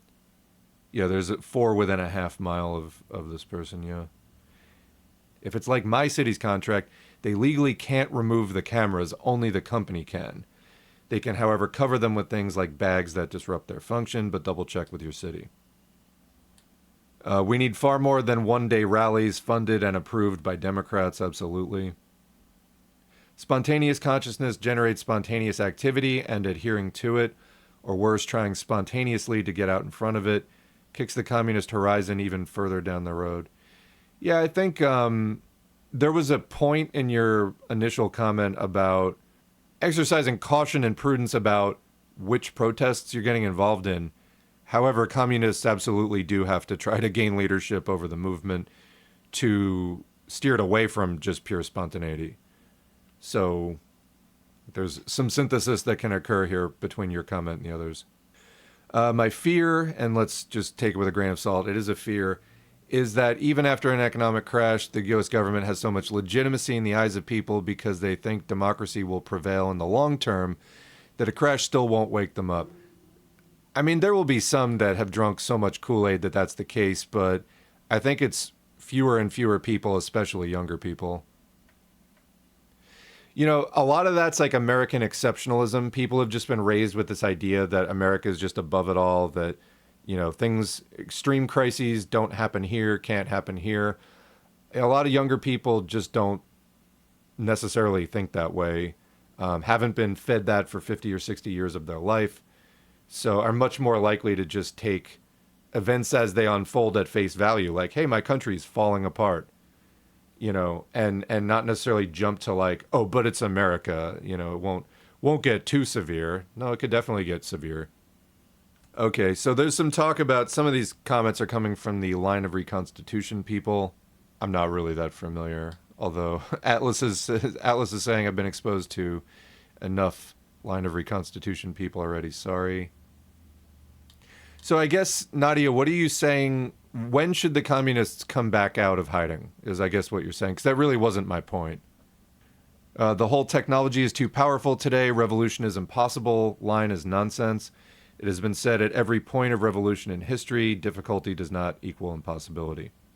In terms of militant resistance, if Palestinians in Gaza and the West Bank can fight back even in the conditions they're in, then those of us in the West can too. Reply, I'm Lebanese, born and raised. I just like to say that it's a big ask for the average Western person to endure urban warfare on a genocidal scale. Absolutely not to say that it's not possible, but an actual large-scale militant resistance organization is necessary to fight back advanced imperial aggression. You know, again, I was referencing Lenin's writings about how the European Marxists were too soft and expected the freedoms of constitutional order to last forever and really kowtowed to fascism when it came up. You know, the same thing, all this American exceptionalism is going to get a lot of people killed. That was my point. And I think that Nadia was maybe saying, going a lot further than that. The revolution will also inherit the skills and access of its participants, workers with cybersecurity experience or access to data centers among them. This kind of technology isn't floating in some cyberpunk 2077 void, it's very material. That's what a lot of those 8647 folks are about, liberals mainly, that if we just remove Trump, somehow everything will go back to, quote, normal, which we all know is utter rubbish. People really need to understand the cult of normalcy, again, is going to get us killed. There is no normal to go back to. Get that out of your fucking head. We're in a terminal decline of capitalism, but that's the fundamental thing that they don't want to believe. We can go to a society that has security, and for more people than it had the first time, but it will not be capitalist. And Verhoeven's When the Party Was Born talks about how the CPA, later the PLA, was organized under dual fascist occupation. Yes, I actually pulled that back in January when I was reading some similar kind of resistance to fascism texts. I just didn't get to it in favor of other stuff. I had to pull back from that. There is an audiobook of that on YouTube, though. DHS is also in the midst of purchasing larger and larger warehouses and plots of land, which you could take a guess what those will be used for. Yeah. Do you want to stop this before or after it becomes full-on death camps, like full-on mass extermination camps? Before or after? That's the question facing everyone in the United States now. Do you want to stop this before or after they openly become mass extermination facilities? For a more exhaustive and enlightening insight into the creation, development, activity, and results of the Nazi camps, go read N. Waxman's KL, A History of the Nazi Concentration Camps. I'll definitely check that out. I think we really need to get through people's heads, like, this isn't alarmism at this point. This is like, do you want to stop this before or after it becomes mass extermination camps? Thank you for that. Has Israel not been LARPing communism for a while? I swear I remember distinctly seeing an ad for, quote, Israeli communes, settler colonies. Yeah, I think that's part of like the Bernie Sanders brand of, quote, socialism is along those lines and like inspired by that too. The phrase Judeo-Bolshevism just got recycled into the modernized phrase cultural Marxism. Yeah, I don't hear people saying cultural Marxism as much today, but definitely a few years ago. Yeah, the kibbutz system. Digital privacy is one of my biggest frustrations with most revisionist parties. We're going to talk about that a little bit with the PSL situation. Apparently, the guy who resigned was accusing them of building like an AI surveillance system for the party members. Not great. Scrolling down. The problem with digital privacy and security at this point is that the hardware supply chain is heavily compromised. If we want real security, we will need to make our own tech. The first immutable law of network security should be assumed breach on anything we don't build ourselves. It's probably out of reach at the moment, so there's got to be a system. I mean, that's probably not possible, but there's got to be a way to vet the hardware better, because I think that'll reduce people to not using technology, which may be appropriate not to use the high tech for some kinds of communication, for sure. But in general, I mean, that's probably not possible across the board. And yeah, get the fuck off of Windows. Anybody still using Windows at this point? Take your files and install some kind of Linux on your system, absolutely. Yeah, voting by any means necessary. Kamala, I will not put any restrictions on Israel. Harris, yeah, and people want to delude themselves that we'd be in a wildly different situation now.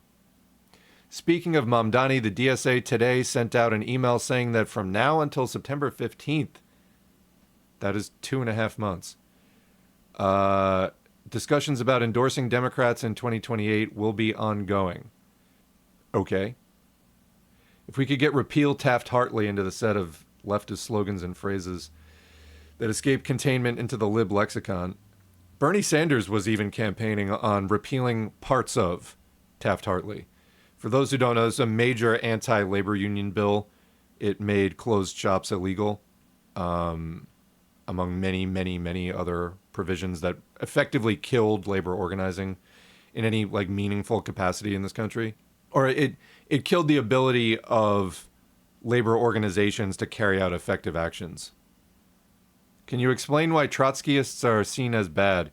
Go look up the anti-Trotskyism playlist. I recorded like an entire playlist of 50 videos.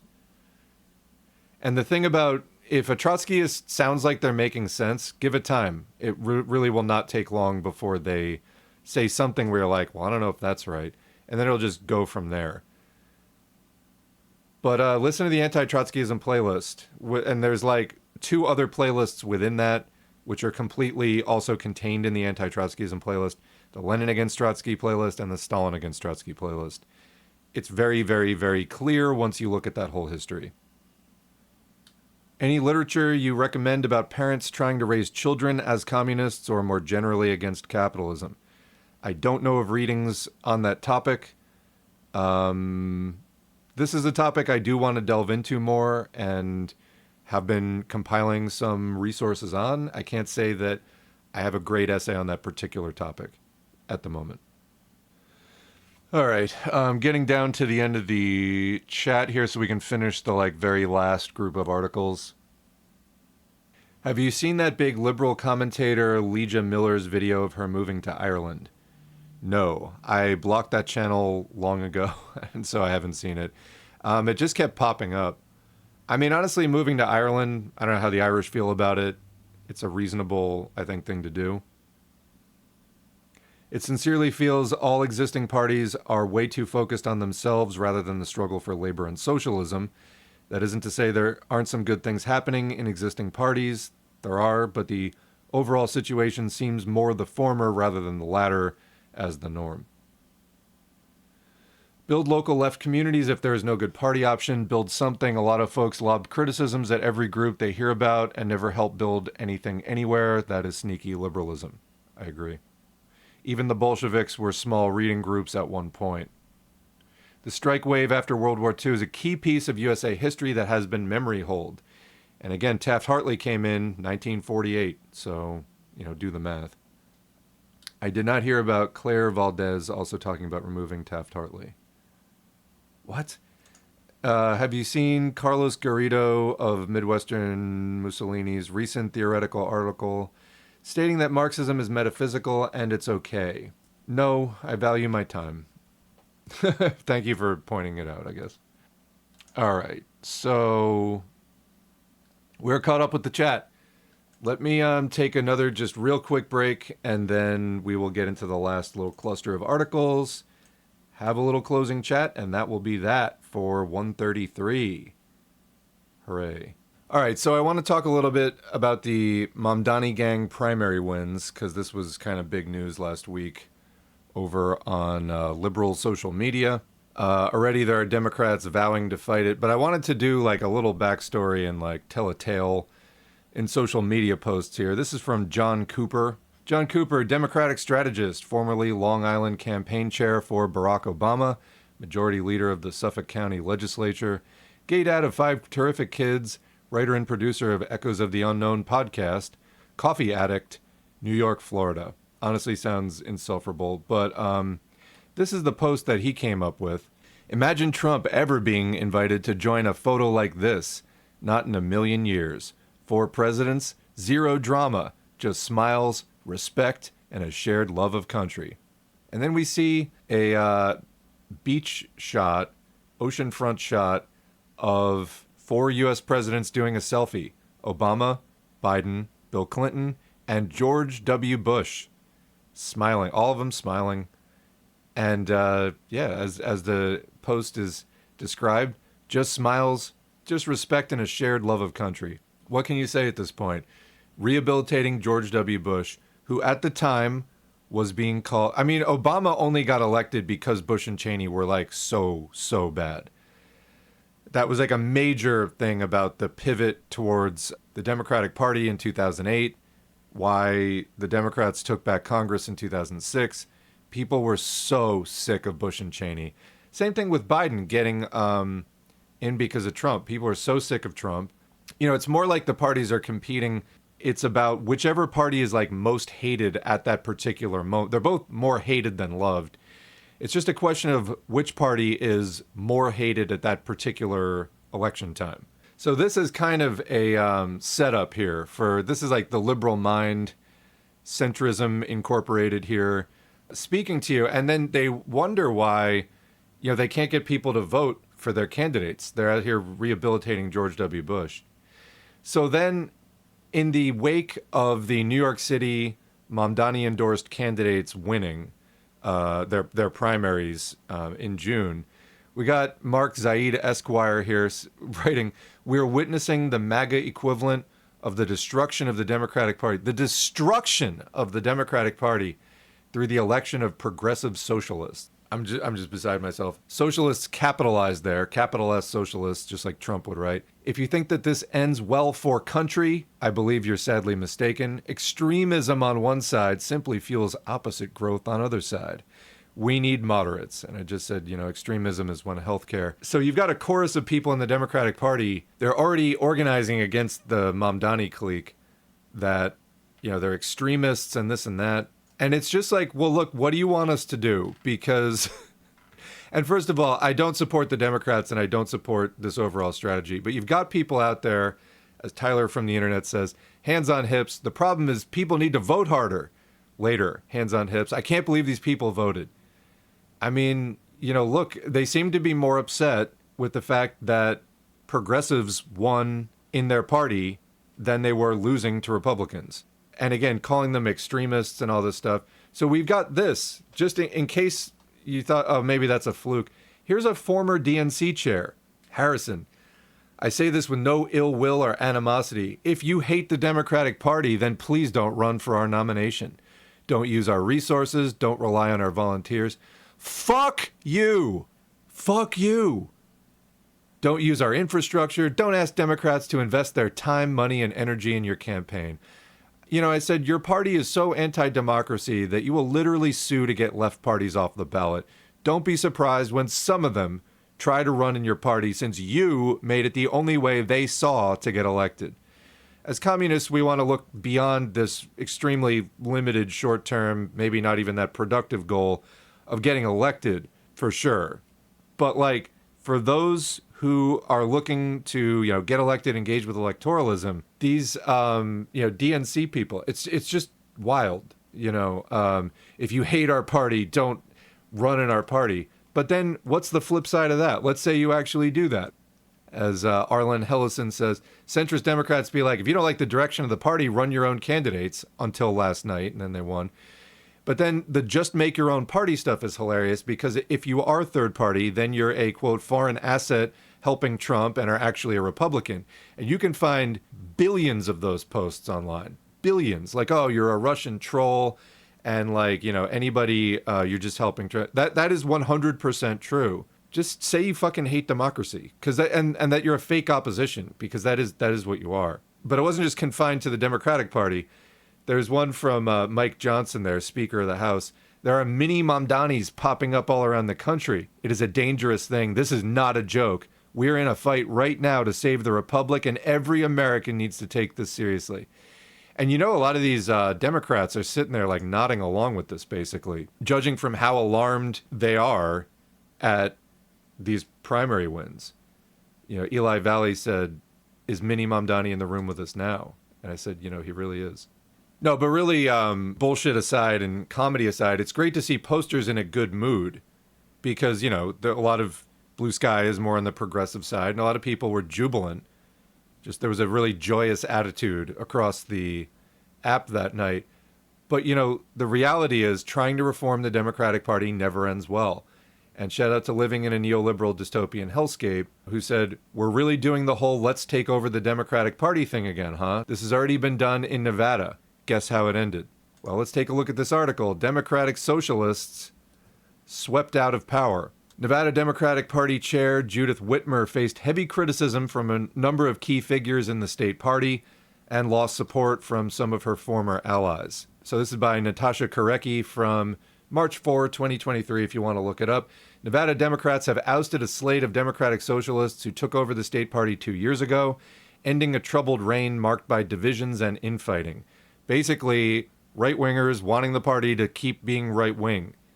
Judith Whitmer was booted as a chair in a vote Saturday with a new slate, headed by State Assemblywoman Danielle Monroe Moreno, assuming control of the party. Monroe Moreno, who is the first black woman elected to lead Nevada Democrats, was backed by a slew of elected officials, as well as the so-called Reid Machine, the powerful organization first brought together by the late U.S. Senator Harry Reid. So, you can try taking over the party. They're going to push back with the unlimited resources that they have at their disposal, and you're inside their party.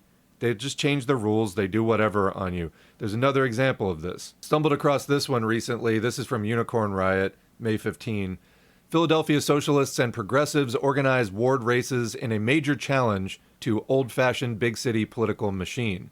Groups jump into Philadelphia Democratic Party ward races in third challenge to entrenched local players, and they say that the Mamdani win in New York City was an energizing factor. So there's like a long article here about the Wards That Work campaign in Philadelphia, which was aimed at challenging the city's establishment in this year's May primary election. Groups including the River Wards Area Democrats, Reclaim Philadelphia, the City Democratic Socialists of America, or DSA chapter, and the City Communist Party USA chapter, CPUSA, Debbie Amos Bell Club, have organized more than 100 events to rally residents.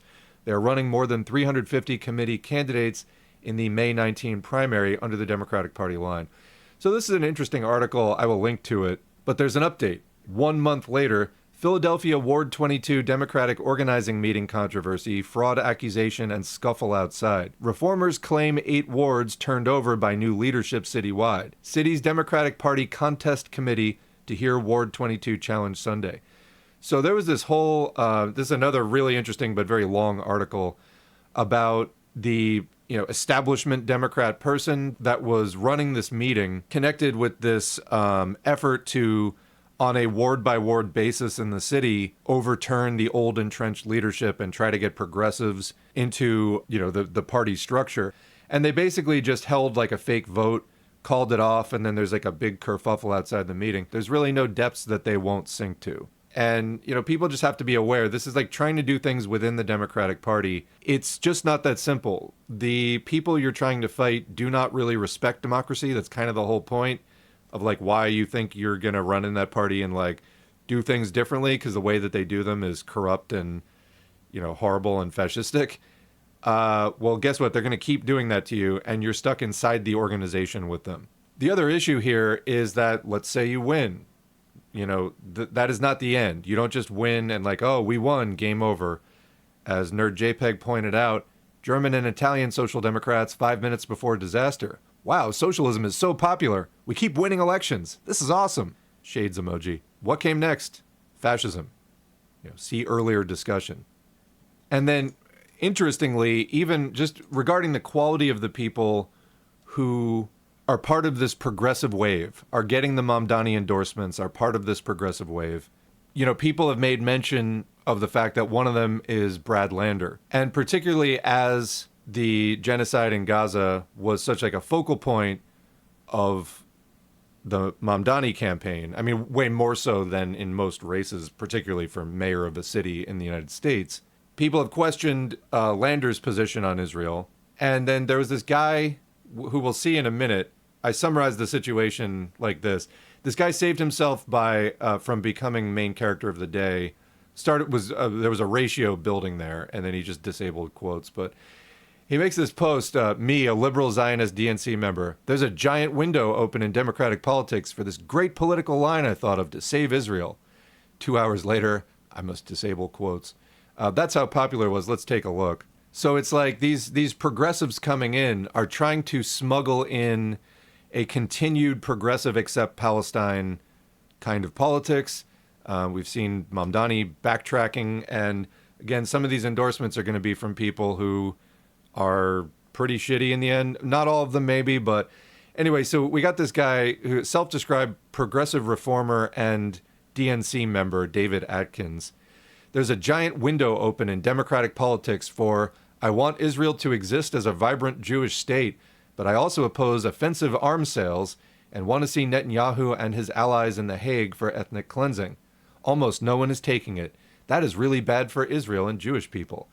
And then he goes down into like, you know, if you really force a binary choice between I support Likud and what it is doing in Palestine and Lebanon, and I oppose the existence of Israel, that conversation is going to go badly for Israel. I don't understand. And so what he's saying is that the people trying to save Israel need to do something different because he's trying to save Israel.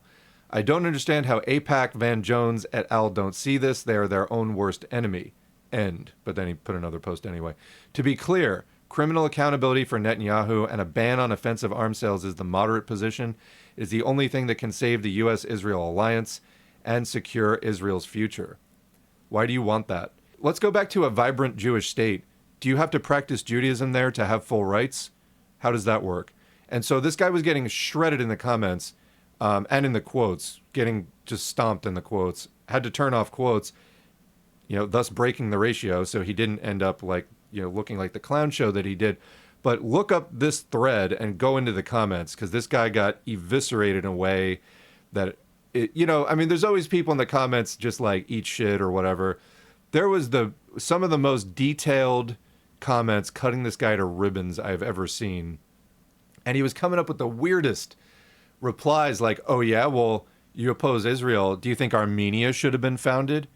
People are like, what? Like, there's nothing to do with anything. And, you know, when asked for comment, he just repeatedly backtracked from the entire thing. So anyway, I responded by saying that there's no window open for this because it's a completely unrealistic proposition. Israel's existence presupposes colonial and genocidal violence. It's not a Netanyahu problem. And then, you know, I put the screenshot. And I was like, of course, he's also a DNC member. And anyway, go into the thread. Fascinating stuff. We had this one here. He was also saying, you need to separate out Israel's actions from the existence of Israel, which is another way of saying, you know, Israel could exist nonviolently. Good luck with that. The last thing we're going to look at today is Walter Smolarik's resignation from the PSL, Party for Socialism and Liberation. Some people call it the party of sexual litigation. They've had some scandals. You can read about those online. Actually, even searching on this guy's name. Why don't I go to that first, just for some background? This is from the Fashbusters website, which is hit and miss, but they have an article, PSL whistleblowers refute Central Committee's defense of Stephen Powers. And this guy Smolarek is mentioned a couple of times in here. Internally, we are told Walter Smolarek in Philadelphia briefly described this incident without mentioning the word suicidal or explaining the reason for Griselda's distress, that the use of her full legal name caused the PSL statement to appear in Google searches for her name.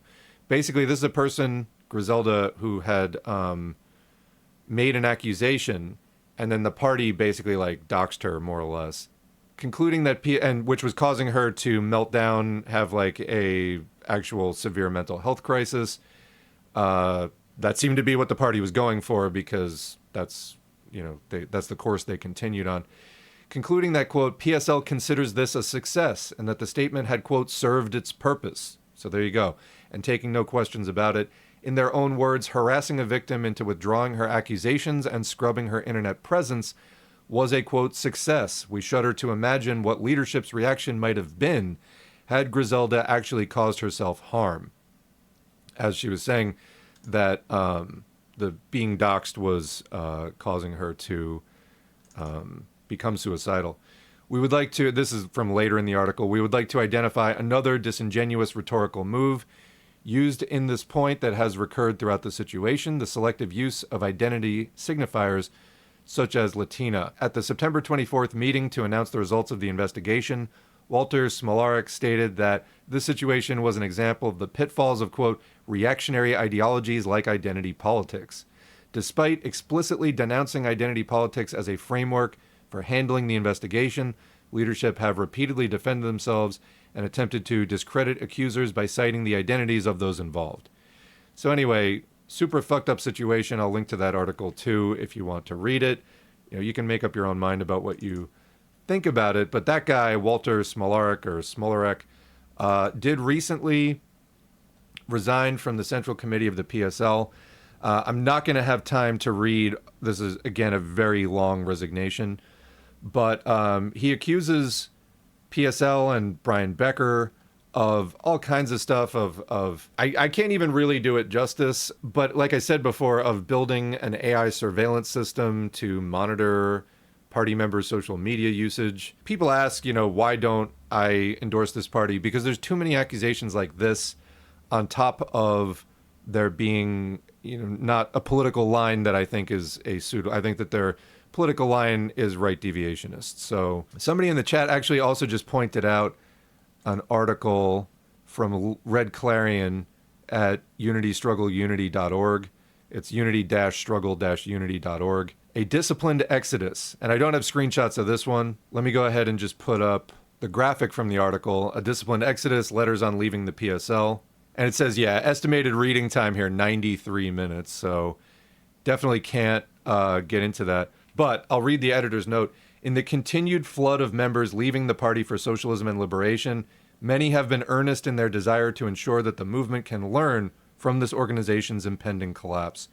And remember, PSL isn't that old. It broke from another party, the Workers' World Party, which still exists. And my understanding that the split between these two parties was just organizational matters, not ideological, which is why people accuse PSL of being crypto-Marxist, Marxism being an offshoot of U.S. Trotskyism, because the Workers' World Party is Marxist after Sam Marcy, and PSL has stated that there aren't ideological differences between them, hence sort of making them Marxist. Anyway, I mean, to me, it's like that's like one of the more minor points almost, you know, among the different things that I've heard about PSL. But as I was reading the editor's note, this week we are publishing 5 new letters outlining various struggles within the organization and its utter inability to solve any internal contradiction. So, you know, organizations have problems sometimes, but, you know, they can be solved. They seem to be getting just bogged down in problem after problem that is just building up on them and not getting solved. The first letter conveys the collective frustrations and justified disgust of a New York City district committee elected by membership to advance base building and undermined at every turn by a, quote, duplicitous central leadership. The next perspective, as well as the last, outlines not only years-long struggles between the Salt Lake branch of PSL and national leadership, but the utter lack of any kind of institutional structures to help local leadership through internal or external struggles. Rather than playing a guiding hand, national liaisons actively undermined criticism and struggle in favor of putting personal and political differences under the rug. And again, this seems to be like a running trend with this party, hoping that through liberal interpersonal kindness, contradictions would cease and the branch would wholly submit itself to the whims of Brian and Ben Becker. Read more about that at the link that they have there. A majority of the letter writers have spent a significant portion of their lives in dedication to this opportunistic and parasitic organization. Rather than making the most use of these dedicated comrades, national leadership and national liaisons found every way by which they could misplace the revolutionary energy into work that will never bring about the author's revolutionary aims. Despite the betrayal by the so-called party, some of these letters still express hope that the PSL is capable of change. And just to add, I think we've been hearing that for a long time, continuing, and that the members within have the means to change it. This could not be further from the truth. The PSL is an opportunist organization of the highest order, which fundamentally cannot be saved. As more and more information is brought to light on the undemocratic behaviors of the organization's central leadership, cover-ups of abuse, refusals to engage in criticism or collective struggle, and the strict enforcement of settler lines on colonial and anti-imperialist questions, there can no longer be any doubt that the PSL exists solely as a mechanism to defang the revolutionary movement by misleading earnest radicals into a counter-revolutionary machine. And I would comment, a lot of the running discussion in the articles we've read about CPUSA are very similar. I think that CPUSA has had fewer scandals that it's been accused of, but a lot of the dynamics are the same, of like branches being good, national leadership is bad, opportunism, defanging revolutionary potential, etc. Continuing, if you are a member, you must leave. If your group of disgruntled members leave together and contact the All Empire Workers League, it is time to bring an end to this bloated carcass of a so-called party. To leave it festering will only bring further rot to our revolutionary movement. The letters have been reproduced nearly exactly as they were received. Minor corrections were made to formatting, citations were added for some quoted text, and names of local members have been redacted. Regarding the redacted names, abbreviated letters have taken their place, and our editors have attempted their best to maintain consistency with the references to named individuals. There are a handful of exceptions with important targets of criticism, like Ben and Brian Becker, as well as public figures within or formerly within the organization being fully named. Walter Smolarik's letter, which is frequently mentioned in the following documents, that's what I was just showing the screenshot of, was published last week by our editorial board. To all those who have been harmed by the PSL's actions and its further inactions, we give our love. In solidarity, Editorial Board of Unity Struggle Unity. So then they have letters from the New York City District 1 District Committee letter, a letter from Comrade LM, letter from DW, LM's letter to the steering committee, an anonymous letter, and letter from Comrade E. So again, they estimate 90 minutes. I don't have 90 minutes today to continue reading that, but I will share the link, and I wanted to put it on people's radar. And it's possible that, again, I haven't streamed in like 2.5 months, so I'm doing this big kind of catch-up stream here that has been spanning, Thursday, Friday, Saturday, and now Tuesday. So once we get all caught up with this, I might go back into some of these. Let me go back, catch up with the chat, and that is the end of Livestream 133 once we catch up with the chat. I think it's... so talking about Midwestern Mussolini's article on Marxism is metaphysical, and that's okay, from about a month ago, late May. I tell you, it's like so much bullshit, so little time. We'll have to do more streaming to catch up. Garrido's definitely a psyop. Haas Two Holes talking about Islamic Marxism. I think it's part of a reactionary pseudo-Marxist tradition to try to move away from dialectical materialism, both because it supports their petty bigotries through maintaining concrete metaphysical categories like immutable gender, and also because it allows them to dip back into the delusion of religion. It certainly explains a lot about these idiots. They're now openly stating that they're metaphysicians, not dialectical scientific socialists. These revisionists really bring my piss to a boil. Oh, people are talking about the president's picture. People are like, this picture is making me extremely angry. Is that normal? Cursed picture. 4 war criminals, all the war criminals together for a cheeky pic. Back when child murder was dignified, W walked so that Trump could run. This is what I'm saying. This is exactly what I'm saying. Republican Party just shed its skin after Bush and Cheney. They became the Tea Party as this kind of like pseudo grassroots populist thing. And then that spawned the birtherism. Trump became the head of the birther movement. And then he became the leading presidential candidate. And now we're here. And now there's ICE occupations in the streets. That's what it's all about. The economic catastrophe of 2008 was definitely part of that simplistic, but when did 2008 happen again?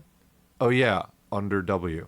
So I mean, these things, actually we had both the the 2001 crash starting it off, then 9/11, then all of the Patriot Act and all the other stuff that they did under Bush and Cheney, building DHS, etc. Then they go out with the 2008 crash. Oh, let me get this off the screen too. So that was like a devastating 2 presidential terms, Bush and Cheney. And again, it was directly why people were willing to vote for like a progressive African-American candidate in Barack Obama. Was they were like, get us as far away from Bush and Cheney and the Republican Party as possible. And John McCain was running. So, I mean, yeah, people did not want that. And people forget how bad Bush and Cheney was. But anyway, yeah, Bush walked so Trump could run. Absolutely. CIA hates this guy. Yeah, it's been choppy as hell today. The fight between liberals and reformists in the Democratic Party might be a psyop to make the reformists look good. Honestly, I don't know. I don't know just how much is just like low standards that are like genuinely just the Democratic Party is a very right-wing party. I think it's just peeling back the hood. I don't think that they're faking that. I think that that's just really what it's like in the Democratic Party. That they're trying to bring back like 70s liberalism and they're like, you fucking communists, we will fight you with everything we have. I mean, that's pretty much what's going on. We need moderates. Anyone else just have that KKK compromise picture flash in their head reading that? Moderates are just early 2000s Republicans. Cenk Uygur, there you go. Is the strategy of DSA to take over the Dems? I've heard a lot of different strategies, dirty break, clean break, etc. Yeah, there was an article I mentioned the other day. I was considering screenshotting this, The DSA Are Not Your Saviors by Tovi Rose. There was too much stuff that I thought that article was kind of all over the place, and again, really long Substack article. That did discuss the dirty break, clean break. I'll try to get into that more in the future. Quote, CPUSA helping the Democrats. Armenia guy, yeah, people... People from Blue Sky are like, I can't believe you're talking about the Armenia guy. 2/3 of Israelis polled by Haaretz say that they support a modern-day Amalek, biblical mass slaughter of every man, woman, and child, and even animals. Yeah. That, again, was like in the Blue Sky thread. That was one of the things that I was quoting to this guy, and he just didn't respond. He was PSL leadership. He was a major voice on Becker's podcast for years. That was in 2017 or 18. Yeah, fair enough. For the shout out to APL, never had accusations of making an AI surveillance system or protecting sexual abusers. Just saying. Yet, we don't want to see this in any party, so hopefully never. Would I consider PSL a quote real socialist organization? They don't seem to follow democratic centralism in that they don't have democracy in their party. They also have a right opportunist line on China, so I have never been able to endorse that party. To add to your point on the Dems, did you see how fucked up Daria Liza's opponent, Espiat, was in that race? The guy was using all kinds of racist attacks and even putting up ads in Dominican Republic calling her Haitian as a slur. I didn't see that. I saw the thing where they put up posters where she had like tweeted like fuck Kamala Harris or something like that, not realizing that would probably be like a selling point. But yeah, they went hard. Just not very well. The PSL AI HAL 9000 is real. Principled, educated, and active Marxists really need to come together to discuss the path forward outside of existing parties. I feel like it's one of the number one priorities at this moment. Yeah, I mean, I've been talking about the concept of like a left coalition or left Congress for years. I think the problem is a lot of the parties coming together in that coalition are not really worthy of the name. In other words, I think we have to go through this kind of reshuffling. And that left coalition, left Congress is probably going to be newer parties that in the last few years have been small. So, because these existing kind of holdover parties mostly really suck. Thanks for your stream. I really appreciate the YouTube videos. Good. Glad you could catch one live. I'm getting back into the flow of streaming again a little bit. I like I was saying earlier in the earlier parts of the stream, all this ICE shit this winter really fucked me up, and then the Iran war, and I just, you know, I've had personal stuff going on as well. I mean, as we all do, but I mean, and also as I had before going on as well. But something about this fucking year has just really thrown me for a loop. So getting back on track and getting things sorted out again. We need to get S4A and Ethernet cable. I don't know what the problem is, I'll be honest. Neoliberalism is a conservative hunger regime. I seem to recall this shit happening last stream as well. No, I'm not streaming on YouTube. You want 8,000 people in the chat and like total just fucking like chaos that I can't read any of the comments? No thanks. Was Trotsky just a pseudo-fascist, or does it seem like that because of Stalin's writings? I'll be honest with you. I have not followed the Trotskyism into the later 30s, and what I'm not sure myself of the legitimacy of the allegations that Trotskyists crossed over and like actually started working for fascism. You can see some of the parallels of like how it could theoretically line up. I just haven't gone that far into it myself. From what I've heard, streaming on YouTube unfortunately destroys discoverability for non-live stream videos. Yeah, I just don't even want to get into it. Like, this works for me. The size of the streams is good. I just want to keep this going. Part of the reason I was getting out of streaming was because there was so many people in the streams, and I really wasn't just able to have a conversation. Like right now, there's 47 people. I mean, we're still going to post this. Thousands of people can watch it afterwards, but like, it's hard to have a conversation with 250 people, you know? Like, that's another reason I haven't been streaming as much. But now that we're getting back into it, I'm like, all right, this can work after all. All right, thank you for... Oh, okay. Thank you, Impact, for the DSA National Convention 2025. 2025 to 27 National Political Committee showing what caucuses people are in. I'll definitely save this. The committee is fairly split, I think, but tends toward the right of DSA. Groundwork and SMC are 1/3. Bread and Roses and Marxist Unity Group have both endorsed Democrats, so they're on the right side of DSA too. Marxist Unity is a type of neo-Kautskyism, like actual Kautskyites. Yeah, I've seen that. Disappointing to say the least. Bread and Roses and Marxist Unity are more mid-left in that Semdoc sphere. Semdoc. Got a new term just dropped, Semdoc. That's good, honestly. If the stream drops are helping it whittle it down to the real cadre, absolutely. All right, that is the end. I've caught up with the chat. And it just dropped again. Whatever's going on with that, I don't know. But we have crawled our way to the end, bruised and battered, of live stream number 133. And I want to thank Atlas especially for helping to moderate this, keeping things moderate. Thanks again to the patrons and Buy Me a Coffee supporters. Thanks to everybody who has showed up over the last, whatever it's been, 5 days, Thursday, Friday, Saturday, Tuesday. It's been great.